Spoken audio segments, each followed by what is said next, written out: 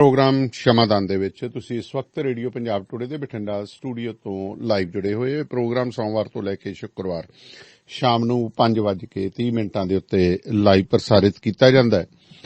ਇਸ ਪ੍ਰੋਗਰਾਮ ਦੇ ਵਿੱਚ ਹਮੇਸ਼ਾ ਸਾਡੀ ਕੋਸ਼ਿਸ਼ ਰਹਿੰਦੀ ਹੈ ਕਿ ਪੰਜਾਬ ਦੀ ਹਰ ਖਬਰ ਤੁਹਾਨੂੰ ਲੇਟੈਸਟ ਫਸਟ ਹੈਂਡ ਇਨਫੋਰਮੇਸ਼ਨ ਤੇ ਸਹੀ ਇਨਫੋਰਮੇਸ਼ਨ ਦਿੱਤੀ ਜਾਵੇ।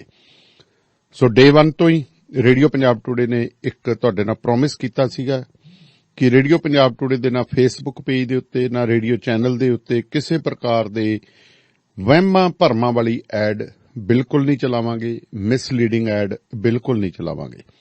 ਸੋ ਜਿੰਨਾ ਸਾਨੂੰ ਹੋ ਰਿਹਾ, ਜਿੰਨੀ ਸਾਡੇ ਤੋਂ ਪੁੱਗ ਰਹੀ ਹੈ, ਅਸੀਂ ਕਰ ਰਹੇ ਹਾਂ। ਬਾਕੀ ਤੁਸੀਂ ਸਾਡੀ ਮਦਦ ਕਰ ਰਹੇ ਹੋ। ਸਾਰਿਆਂ ਦਾ ਬਹੁਤ ਬਹੁਤ ਧੰਨਵਾਦ, ਦਿਲੋਂ ਧੰਨਵਾਦ। ਉਹਨਾਂ ਵੀਰਾਂ ਦਾ ਵੀ ਧੰਨਵਾਦ ਜਿਹੜੇ $5, $10, $15 ਮਹੀਨੇ ਦਾ ਭੇਜ ਰਹੇ ਨੇ। ਬਾਕੀ ਸਾਡੇ ਜਿਹੜੇ ਐਡਵਰਟਾਈਜ਼ਰਸ ਨੇ, ਮੇਰੀ ਗੁਜ਼ਾਰਿਸ਼ ਹੈ ਜੀ, ਪਲੀਜ਼ ਸਾਰੇ ਐਡਵਰਟਾਈਜ਼ਰਸ ਨੂੰ ਬਿਜ਼ਨਸ ਦਿਓ, ਕਿਉਂਕਿ ਦੇਖੋ ਇਹ ਵੀ ਇੱਕ ਆਪਣਾ ਪਰਿਵਾਰ ਹੈ। ਜਿਵੇਂ ਕੈਲਗਰੀ ਦੇ ਵਿੱਚ ਸੁਖਪਾਲ ਸਿੰਘ ਬਰਾੜ ਨੇ ਪਲੰਬਿੰਗ ਦਾ ਕੰਮ ਕਰਾਉਣਾ ਹੈ, ਘੱਟੋ ਘੱਟ ਉਹਨਾਂ ਨੂੰ ਬੁਲਾ ਲਓ, ਕਾਲ ਕਰ ਦਿਓ। ਸੋ ਨੰਬਰ ਉਹਨਾਂ ਦਾ ਨੋਟ ਕਰ ਲਓ ਤੁਸੀਂ।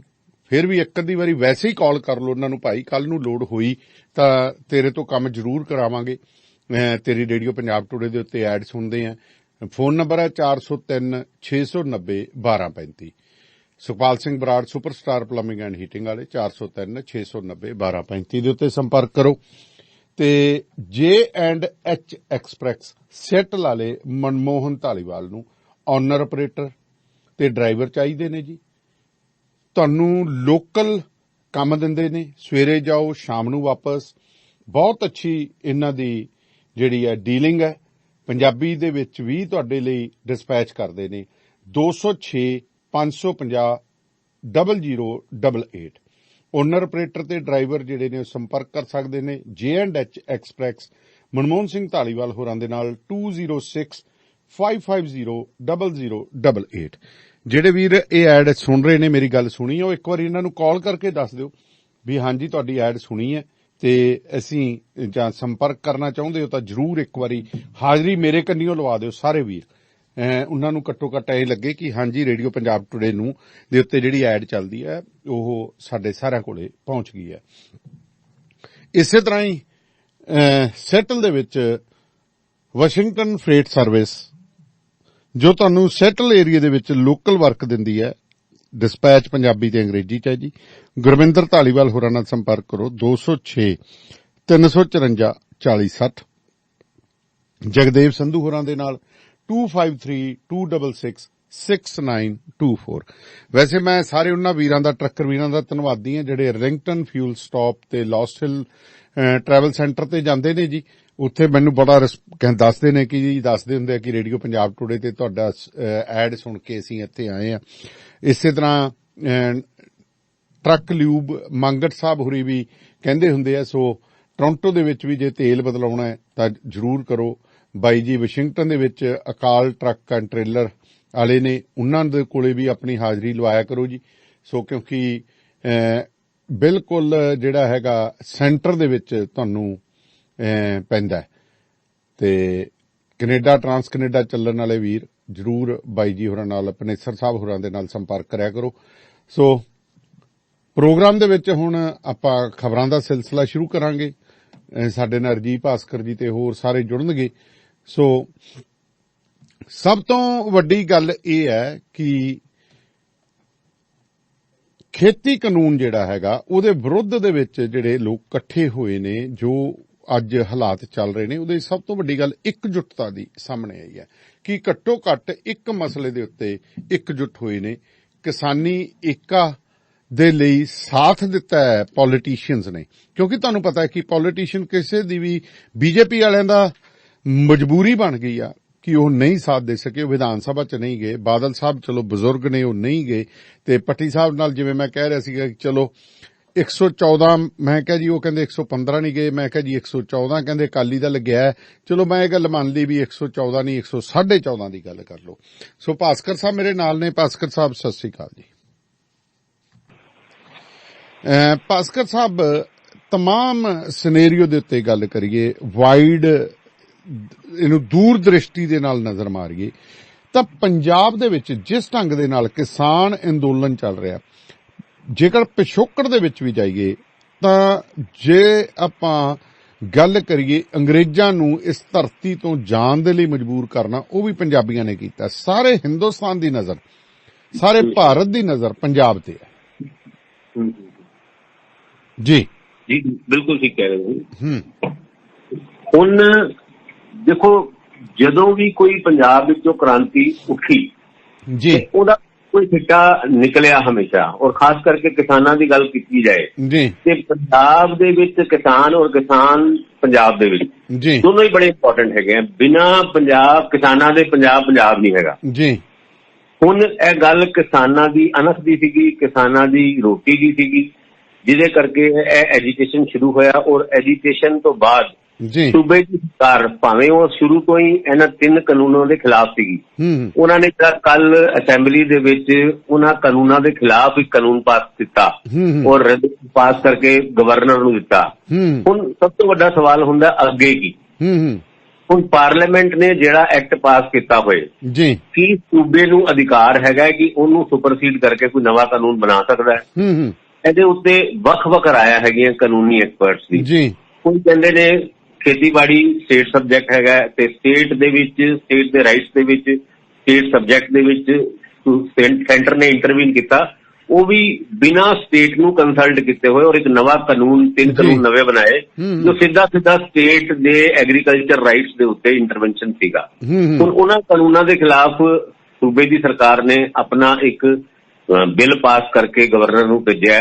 ਹੁਣ ਉਸ ਤੋਂ ਬਾਅਦ ਵੱਖ-ਵੱਖ ਰਾਏ ਆਉਂਦੀ ਹੈ ਕਿ ਅਲਟੀਮੇਟਲੀ ਜਿੱਦਾਂ Punjab water termination agreement act ਸੀਗਾ, ਉਹ ਜਦ ਸੂਬੇ ਨੇ ਪਾਸ ਕਰਕੇ ਸੈਂਟਰ ਦੇ ਵਿੱਚ ਭੇਜਿਆ ਤੇ ਸੈਂਟਰ ਨੇ ਉਹਦੇ ਵਿੱਚ ਪ੍ਰੈਜ਼ੀਡੈਂਸ਼ੀਅਲ ਰੈਫਰੈਂਸ ਵਾਸਤੇ ਪ੍ਰੈਜ਼ੀਡੈਂਟ ਨੂੰ ਭੇਜਤਾ, ਉਹ ਅੱਜ ਤੱਕ ਲਟਕਦਾ ਪਿਆ ਹੈ। ਹੁਣ ਇਹ ਜਿਹੜੇ ਖੇਤੀਬਾੜੀ ਦੇ ਉੱਤੇ ਸੂਬੇ ਦੀ ਅਸੈਂਬਲੀ ਨੇ ਜਿਹੜਾ ਪਾਸ ਕਰਕੇ ਭੇਜਿਆ, ਗਵਰਨਰ ਨੂੰ ਭੇਜਿਆ, ਗਵਰਨਰ ਦੇ ਕੋਲ ਐਜ਼ ਪਰ ਕਨਸਟੀਟਿਊਸ਼ਨ 2 ਵਾਰ ਉਹਨੂੰ ਰਿਜੈਕਟ ਕਰਨ ਦੇ ਰਾਈਟਸ ਹੈਗੇ ਨੇ। ਜੇ 2 ਵਾਰ ਸੂਬੇ ਦੀ ਸਰਕਾਰ ਜਾਂ ਸਟੇਟ ਦੀ ਅਸੈਂਬਲੀ ਉਹਨੂੰ ਪਾਸ ਕਰਕੇ ਗਵਰਨਰ ਨੂੰ ਭੇਜਦੇ ਨੇ ਤੇ ਗਵਰਨਰ ਨੂੰ ਲੀਗਲੀ ਉਹਦੇ ਉੱਤੇ ਸਾਈਨ ਕਰਨੇ ਪੈਂਦੇ। ਬਿਲਕੁਲ ਜੀ, ਬਿਲਕੁਲ। ਗਵਰਨਰ ਦੇ ਸਾਈਨ ਕਰਨ ਤੋਂ ਬਾਅਦ ਕੀ ਪੰਜਾਬ ਦਾ ਐਕਟ ਸੈਂਟਰ ਦੇ ਪਾਸ ਕੀਤੇ ਹੋਏ ਐਕਟ ਨੂੰ ਸੁਪਰਸੀਡ ਕਰ ਸਕਦਾ ਹੈ? ਸਵਾਲ ਹੈ ਪੈਦਾ ਹੁੰਦਾ ਹੈ ਜੀ। ਅਸੂਲਨ ਜੋ ਸਟੇਟ ਔਰ ਸੈਂਟਰ ਦੇ ਰਿਲੇਸ਼ਨਸ ਨੂੰ ਡੇਵੀਏਟ ਕਰਨ ਵਾਲਾ ਕੋਈ ਵੀ ਬਿੱਲ ਜਾਂ ਕੋਈ ਵੀ ਰੈਜ਼ੋਲੂਸ਼ਨ ਅਗਰ ਸੂਬੇ ਦੀ ਅਸੈਂਬਲੀ ਦੇ ਵਿੱਚ ਪਾਸ ਹੁੰਦਾ ਹੈ, ਉਹ ਪਹਿਲੇ ਜਾਂਦਾ ਹੈ ਹੋਮ ਮਿਨਿਸਟਰੀ ਕੋਲ ਜੀ। ਹੋਮ ਮਿਨਿਸਟਰੀ ਉਹਦੇ ਉੱਤੇ ਕੰਸਲਟ ਕਰਕੇ ਜਾਂ ਤੇ ਆਪਣੇ ਪਾਸ ਕੀਤੇ ਹੋਏ ਐਕਟ ਦੇ ਵਿੱਚ ਸੂਬੇ ਦੇ ਪਾਸ ਕੀਤੇ ਹੋਏ ਐਕਟ ਦੇ ਹਿਸਾਬ ਨਾਲ ਅਮੈਂਡਮੈਂਟ ਲਿਆ ਸਕਦੀ ਹੈ, ਜਾਂ ਫਿਰ ਰਾਸ਼ਟਰਪਤੀ ਨੂੰ ਉਹਦੇ ਬਾਅਦ ਭੇਜਿਆ ਜਾ ਸਕਦਾ ਹੈ ਜੀ। ਹੁਣ ਇਹਦੇ ਵਿੱਚ ਇੱਕ ਕੇਂਦਰ ਦੀ ਸਰਕਾਰ ਕੋਲ ਇੱਕ ਸਪੈਸ਼ਲ ਰਾਈਟਸ ਹੈਗੇ ਹੈ। ਜੇ ਸੂਬੇ ਦੀ ਸਰਕਾਰ ਕੇਂਦਰ ਦੁਆਰਾ ਪਾਸ ਕੀਤੇ ਹੋਏ ਐਕਟ ਨੂੰ ਜ਼ਬਰਦਸਤੀ, ਅਨਲਾਫੁਲ ਤਰੀਕੇ ਨਾਲ, ਇਲੀਗਲ ਤਰੀਕੇ ਨਾਲ ਸੁਪਰਸੀਡ ਕਰਨ ਦੀ ਕੋਸ਼ਿਸ਼ ਕਰਦੀ ਹੈ ਤੇ ਉਹ ਰਾਸ਼ਟਰਪਤੀ ਸ਼ਾਸਨ ਲਾਉਣ ਦਾ ਅਧਿਕਾਰ ਕੇਂਦਰ ਸਰਕਾਰ ਨੂੰ ਹੁੰਦਾ ਹੈ। ਹੁਣ ਉਹ ਕੇਂਦਰ ਸਰਕਾਰ, ਕਿਉਂਕਿ ਇਹ ਮੁੱਦਾ ਕਿਸਾਨਾਂ ਨਾਲ ਜੁੜਿਆ ਹੈ ਔਰ ਕਿਸਾਨ 70% ਦੇ ਕਰੀਬ ਪੰਜਾਬ ਦੇ ਵਿੱਚ ਕਿਸਾਨ ਹੈਗੇ ਆ ਜੀ, ਨਾ ਕੇਂਦਰ ਸਰਕਾਰ ਵੀ ਸਿੱਧਾ ਪੰਗਾ ਨਹੀਂ ਲੈ ਸਕਦੀ, ਕਿਉਂਕਿ ਕੇਂਦਰ ਸਰਕਾਰ ਨੂੰ ਵੀ ਪਤਾ ਹੈ ਕਿਸਾਨਾਂ ਨੂੰ ਜਾਂ ਕਿਸਾਨਾਂ ਦੇ ਨਾਲ ਪੰਗੇ ਲੈਂਦੇ ਹੋਏ ਸੂਬੇ ਦੀ ਸਰਕਾਰ ਨੂੰ ਅਗਰ ਉਹ ਬਰਖਾਸਤ ਕਰਦੇ ਨੇ ਜੀ ਤੇ ਸੂਬੇ ਦੇ ਵਿੱਚ ਭਾਜਪਾ ਜਿਹੜੇ ਇਕੱਲੇ ਲੜਨ ਦਾ ਇੱਕ ਮਨਸੂਬਾ ਰੱਖਦੀ ਹੈ, ਉਹ ਤੇ ਫਿਰ ਹਮੇਸ਼ਾ ਵਾਸਤੇ ਉਹਨਾਂ ਦੇ ਪੋਲੀਟੀਕਲ ਰਾਈਟਸ ਫੋਰਫਿਟ ਹੋ ਜਾਣਗੇ। ਔਰ ਪੰਜਾਬ ਦੇ ਵਿੱਚ ਹਜੇ ਤੇ 2 ਸੀਟਾਂ ਹੈਗੀਆਂ, ਉਹ 2 ਵੀ ਜਿੱਤ ਪਾਣਗੇ ਕਿ ਨਹੀਂ ਜਿੱਤ ਪਾਣਗੇ, ਇਹ ਗੱਲ ਸੂਬੇ ਦੇ ਵਿੱਚ ਬੈਠੀ ਹੋਈ ਬੀਜੇਪੀ ਸਰਕਾਰ ਨੂੰ ਵੀ ਪਤਾ ਹੈ। ਯਾਨੀ ਇਹ ਕਲੈਸ਼ ਆਫ ਇੰਟਰਸਟ ਹੈਗਾ। ਹੁਣ ਇਹਦੇ ਵਿੱਚ ਸੂਬੇ ਦੀ ਸਰਕਾਰ ਨੇ ਤੇ ਆਪਣੀ ਰਿਸਪੌਂਸਿਬਿਲਿਟੀ ਪੂਰੀ ਕਰਤੀ ਕਿ ਵੀ ਅਸੀਂ ਤੇ ਜੀ ਅਸੈਂਬਲੀ ਦੇ ਵਿੱਚ ਇੱਕ ਨਵਾਂ ਐਕਟ ਬਣਾ ਕੇ ਗਵਰਨਰ ਨੂੰ ਭੇਜਤਾ, ਗਵਰਨਰ ਹੁਣ ਹੋਮ ਮਿਨਿਸਟਰੀ ਭੇਜੂਗਾ, ਹੋਮ ਮਿਨਿਸਟਰੀ ਤੋਂ ਰਾਸ਼ਟਰਪਤੀ ਕੋਲ ਜਾਏਗਾ। ਇਹ ਇੱਕ ਬੜਾ ਲੰਬਾ ਟਾਈਮ ਹੈ। ਪਰ ਇਹ ਸਾਰੇ ਦੌਰਾਨ ਪੰਜਾਬ ਦੇ ਵਿੱਚ ਜਿਹੜਾ ਬਿਜਲੀ ਦਾ ਸੰਕਟ ਜਾਂ ਹੋਰ ਜ਼ਰੂਰੀ ਸਮਾਨ ਦਾ ਸੰਕਟ ਸੀਗਾ, ਉਹਨੂੰ ਧਿਆਨ ਵਿੱਚ ਰੱਖਦੇ ਹੋਏ ਜਾਂ ਕਹੀਏ ਮੁੱਖ ਮੰਤਰੀ ਦੀ ਅਪੀਲ ਦੇ ਉੱਤੇ ਕਿਸਾਨਾਂ ਨੇ ਅੱਜ ਰੇਲਵੇ ਟਰੈਕ ਖਾਲੀ ਕਰਨ ਦਾ ਫੈਸਲਾ ਕੀਤਾ। ਪਰ ਉਹ ਰੇਲਵੇ ਟਰੈਕ ਖਾਲੀ ਕਰਨ ਦਾ ਫੈਸਲਾ ਵੀ 5 ਨਵੰਬਰ ਤੱਕ ਹੈਗਾ ਜੀ। ਔਰ ਕਿਸਾਨਾਂ ਦੇ ਆਗੂਆਂ ਨੇ ਵੀ ਬੜੇ ਸਟ੍ਰੈਟੇਜੀਕਲ ਤਰੀਕੇ ਨਾਲ ਇਹ ਸਾਰੀ ਗੱਲਾਂ ਨੂੰ ਧਿਆਨ ਵਿੱਚ ਰੱਖ। ਅੱਜ ਤੁਸੀਂ ਦੇਖੋ ਅੰਗਰੇਜ਼ੀ ਨਿਊਜ਼ਪੇਪਰ ਟ੍ਰਿਬਿਊਨ ਦੇ ਵਿੱਚ ਜਿਹੜਾ ਤੋਮਰ ਸਾਹਿਬ ਦਾ ਐਗਰੀਕਲਚਰ ਮਿਨਿਸਟਰ ਹੈ, ਉਹਨਾਂ ਦਾ ਇੱਕ ਬਿਆਨ ਛਪਿਆ ਹੋਇਆ ਹੈ। ਉਹਨਾਂ ਨੇ ਕਿਹਾ ਕਿ ਜਿਹੜਾ ਸੂਬੇ ਦੀ ਸਰਕਾਰ ਨੇ ਜਿਹੜਾ ਰੈਜ਼ੋਲੂਸ਼ਨ ਜਾਂ ਬਿੱਲ ਪਾਸ ਕੀਤਾ ਹੈ, ਉਹਨੂੰ ਅਸੀਂ ਧਿਆਨ ਨਾਲ ਪੜਾਂਗੇ। ਜੇ ਕਿਸੇ ਅਗਰ ਕੇਂਦਰ ਸਰਕਾਰ ਦੁਆਰਾ ਪਾਸ ਕੀਤੇ ਹੋਏ ਐਕਟ ਦੇ ਵਿੱਚ ਕਿਸੇ ਅਮੈਂਡਮੈਂਟ ਦੀ ਲੋੜ ਹੈਗੀ ਹੈ ਤੇ ਅਸੀਂ ਉਹਨੂੰ ਵੀ ਪੂਰਾ ਕਰਾਂਗੇ ਔਰ ਦੇਖਾਂਗੇ ਜੇ ਰਾਈਟ ਲੈਜੀਟੀਮੇਟ ਰਾਈਟਸ ਹੈ ਉਹਨੂੰ ਆਪਾਂ ਪੂਰਾ ਕਰਾਂਗੇ। ਹੁਣ ਜਿਹੜਾ ਸੂਬੇ ਦੀ ਸਰਕਾਰ ਨੇ ਐਕਟ ਪਾਸ ਕੀਤਾ ਉਹਦੇ ਵਿੱਚ ਵੱਧ ਚੜ ਕੇ ਇੱਕ ਗੱਲ ਕੀਤੀ ਹੈ ਕਿ ਕੋਈ ਵੀ ਵਿਅਕਤੀ MSP ਤੋਂ ਘੱਟ ਦੇ ਵਿੱਚ ਅਗਰ ਕੋਈ ਖਰੀਦ ਕਰੇਗਾ ਉਹਨੂੰ 3 ਸਾਲ ਤੱਕ ਦੀ ਸਜ਼ਾ ਵੀ ਹੋ ਸਕਦੀ ਹੈ, ਉਹਨੂੰ ਜੁਰਮਾਨਾ ਵੀ ਹੋਏਗਾ। ਹੁਣ ਇਹ ਕਦੀ ਵੀ ਕਿਸਾਨਾਂ ਦੇ ਡਿਮਾਂਡ ਇਹ ਤੇ ਸੀਗਾ ਕਿ MSP ਸ਼ੁੱਡ ਕੰਟੀਨਿਊ, ਕਿਸਾਨਾਂ ਦੀ ਡਿਮਾਂਡ ਸੀ ਜੀ। ਨਾਲ ਦੇ ਨਾਲ ਇਹ ਵੀ ਸੀਗਾ ਕਿ ਵੀ ਜਿਹੜਾ ਮੰਡੀ ਵਾਲਾ ਸਿਸਟਮ ਹੈਗਾ ਉਹ ਕੰਟੀਨਿਊ ਰਹੇ। ਹਜੇ ਤੱਕ ਕਿਸਾਨਾਂ ਦੀ ਸੀ ਕਿ 2 ਡਿਮਾਂਡ। ਹੁਣ ਇਹ ਜਿਹੜੀ ਡਿਮਾਂਡ ਹੈਗੀ ਹੈ ਕਿ ਜੇ MSP ਤੋਂ ਘੱਟ ਕੋਈ ਖਰੀਦੇਗਾ ਤੇ ਉਹਨੂੰ ਸਜ਼ਾ ਦਾ ਪ੍ਰਾਵਧਾਨ ਔਰ ਕੋਈ ਵੀ ਵਿਅਕਤੀ ਪ੍ਰਾਈਵੇਟ ਪਲੇਅਰਸ ਅਗਰ ਕੋਈ ਫਸਲ ਖਰੀਦਦਾ ਹੈ ਤੇ ਉਹਨੂੰ ਟੈਕਸ ਦੇਣਾ ਪਏਗਾ ਜੋ ਕਿ ਕੇਂਦਰ ਸਰਕਾਰ ਦੁਆਰਾ ਪਾਸ ਕੀਤੇ ਹੋਏ ਐਕਟ ਦੇ ਵਿੱਚ ਕਿਸੇ ਟੈਕਸ ਦਾ ਕੋਈ ਜ਼ਿਕਰ ਨਹੀਂ ਹੈਗਾ। ਯਾਨੀ ਜਿਹੜੀ ਮੰਡੀ ਫੀਸ ਦਾ ਘਾਟਾ ਪ੍ਰਾਈਵੇਟ ਪਲੇਅਰਸ ਦੇ ਫਸਲ ਨੂੰ ਖਰੀਦਣ ਨਾਲ ਹੁੰਦਾ ਹੈ ਉਹ ਸੂਬੇ ਦੀ ਸਰਕਾਰ ਟੈਕਸ ਦੁਆਰਾ ਯਾਨੀ ਰੀਅੰਬਰਸ ਕਰਨ ਦੀ ਕੋਸ਼ਿਸ਼ ਕਰੇਗੀ। ਯਾਨੀ ਇਹਦੀ ਡੂੰਘਾਈ ਦੇ ਵਿੱਚ ਜਾਓ ਤਾਂ ਕਿਸੇ ਨਾ ਕਿਸੇ ਜਗ੍ਹਾ ਸੂਬੇ ਦੀ ਸਰਕਾਰ ਆਪਣੇ ਸਟੇਟ ਦੀ ਇਨਕਮ ਨੂੰ ਕੰਪਰੋਮਾਈਜ਼ ਕਰਨ ਵਾਸਤੇ ਤਿਆਰ ਨਹੀਂ ਹੈ। ਕਿਸਾਨਾਂ ਦਾ ਭਲਾ ਤਾਂ ਚਲੋ ਹੋਏਗਾ ਜਾਂ ਨਹੀਂ ਹੋਏਗਾ, ਕਿਉਂਕਿ ਭਾਵੇਂ ਕੇਂਦਰ ਸਰਕਾਰ ਵੀ ਵਰਬਲ ਤੌਰ ਤੇ ਹਜੇ ਤੱਕ ਇਹ ਕਹਿੰਦੀ ਰਹੀ ਹੈ ਕਿ MSP ਵਿਲ ਕੰਟੀਨਿਊ ਔਰ ਮੰਡੀ ਦੀ ਖਰੀਦ ਵੀ ਕੰਟੀਨਿਊ ਰਹੇਗੀ। ਇਹ ਡਿਮਾਂਡ ਕਿ ਇਹਨਾਂ ਦੋਨਾਂ ਗੱਲਾਂ ਨੂੰ ਅਗਰ ਐਕਟ ਦੇ ਵਿੱਚ ਪਾ ਦਿੱਤਾ ਜਾਏ ਤੇ ਕਿਸਾਨ ਮੋਟੇ ਤੌਰ ਤੇ ਸੰਤੁਸ਼ਟ ਨਜ਼ਰ ਆਉਂਦਾ ਸੀਗਾ। ਪਰ ਜਿਹੜੀ ਸੂਬੇ ਦੀ ਸਰਕਾਰ ਨੇ ਐਕਟ ਪਾਸ ਕੀਤਾ ਉਹਦੇ ਵਿੱਚ 3 ਸਾਲ ਦੀ ਸਜ਼ਾ ਦਾ ਜਿਹੜਾ ਪ੍ਰੋਵੀਜ਼ਨ ਹੈਗਾ ਔਰ ਕੋਈ ਵੀ ਅਗਰ ਕੋਈ ਐਸੈਂਸ਼ੀਅਲ ਕਮੋਡਿਟੀ ਐਕਟ ਜਿਹੜਾ ਅਮੈਂਡਮੈਂਟ ਕੇਂਦਰ ਸਰਕਾਰ ਨੇ ਐਕਟ ਪਾਸ ਕੀਤਾ ਉਹਦੇ ਵਿੱਚ ਸੂਬੇ ਦੁਆਰਾ ਪਾਸ ਕੀਤੇ ਹੋਏ ਐਕਟ ਦੇ ਵਿੱਚ ਕੋਈ ਵੀ ਸਟੋਰੇਜ ਕਰਦਾ ਉਹਨੂੰ ਸੂਬੇ ਦੀ ਸਰਕਾਰ ਨੂੰ ਦੱਸਣਾ ਪਏਗਾ। ਯਾਨੀ ਇਹ ਸਿੱਧੇ ਕਲੈਸ਼ ਕਰਨ ਵਾਲੇ ਦੋਨੋਂ ਐਕਟ ਹੈਗੇ ਨੇ। ਹੁਣ ਇਹਦੇ ਵਿੱਚ ਜਾਂ ਤੇ ਕੇਂਦਰ ਦਾ ਐਕਟ ਰਹਿ ਸਕਦਾ ਹੈ ਜਾਂ ਫਿਰ ਸੂਬੇ ਦਾ ਐਕਟ ਰਹਿ ਸਕਦਾ ਹੈ, ਕਿਉਂਕਿ ਨਾਲ ਦੇ ਨਾਲ ਮੁੱਖ ਮੰਤਰੀ ਜੀ ਨੇ ਦਿੱਲੀ ਦੀ ਸਰਕਾਰ ਨੂੰ ਵੀ ਇੱਕ ਅਪੀਲ ਕੀਤੀ ਹੈ ਵੀ ਇਸ ਤਰਜ਼ ਦੇ ਉੱਤੇ ਕਿਉਂ ਨਹੀਂ ਉਹ ਵੀ ਤੁਸੀਂ ਆਪਣੀ ਅਸੈਂਬਲੀ ਦੇ ਵਿੱਚ ਏਦਾਂ ਦਾ ਕੋਈ ਐਕਟ ਪਾਸ ਕਰਦੇ।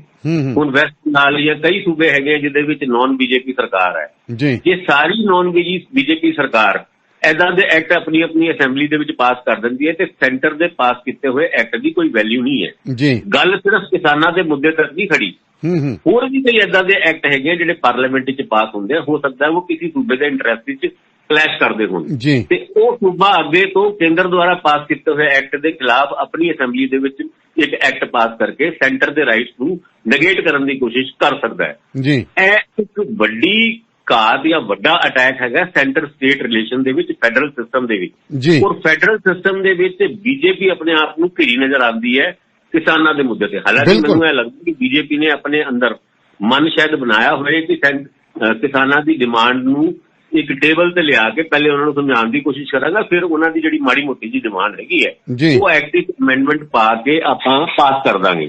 ਮੇਰੀ ਇੱਕ BJP ਦੇ ਲੀਡਰ ਨਾਲ ਗੱਲ ਹੋਈ, ਮੈਂ ਉਹਨਾਂ ਨੂੰ ਕਿਹਾ ਜਦ ਤੁਸੀਂ ਵਰਬਲੀ ਇਹ ਗੱਲ ਐਡਮਿਟ ਕਰ ਰਹੇ ਹੋ ਕਿ ਅਸੀਂ MSP ਸਿਸਟਮ ਨੂੰ ਕੰਟੀਨਿਊ ਰੱਖਾਂਗੇ ਔਰ APMC ਸਿਸਟਮ ਯਾਨੀ ਮੰਡੀਕਰਨ ਦਾ ਸਿਸਟਮ ਵੀ ਕੰਟੀਨਿਊ ਰਹੇਗਾ, ਤੁਸੀਂ ਇਸ ਗੱਲ ਨੂੰ ਐਕਟ 'ਚ ਕਿਉਂ ਨਹੀਂ ਪਾਉਂਦੇ?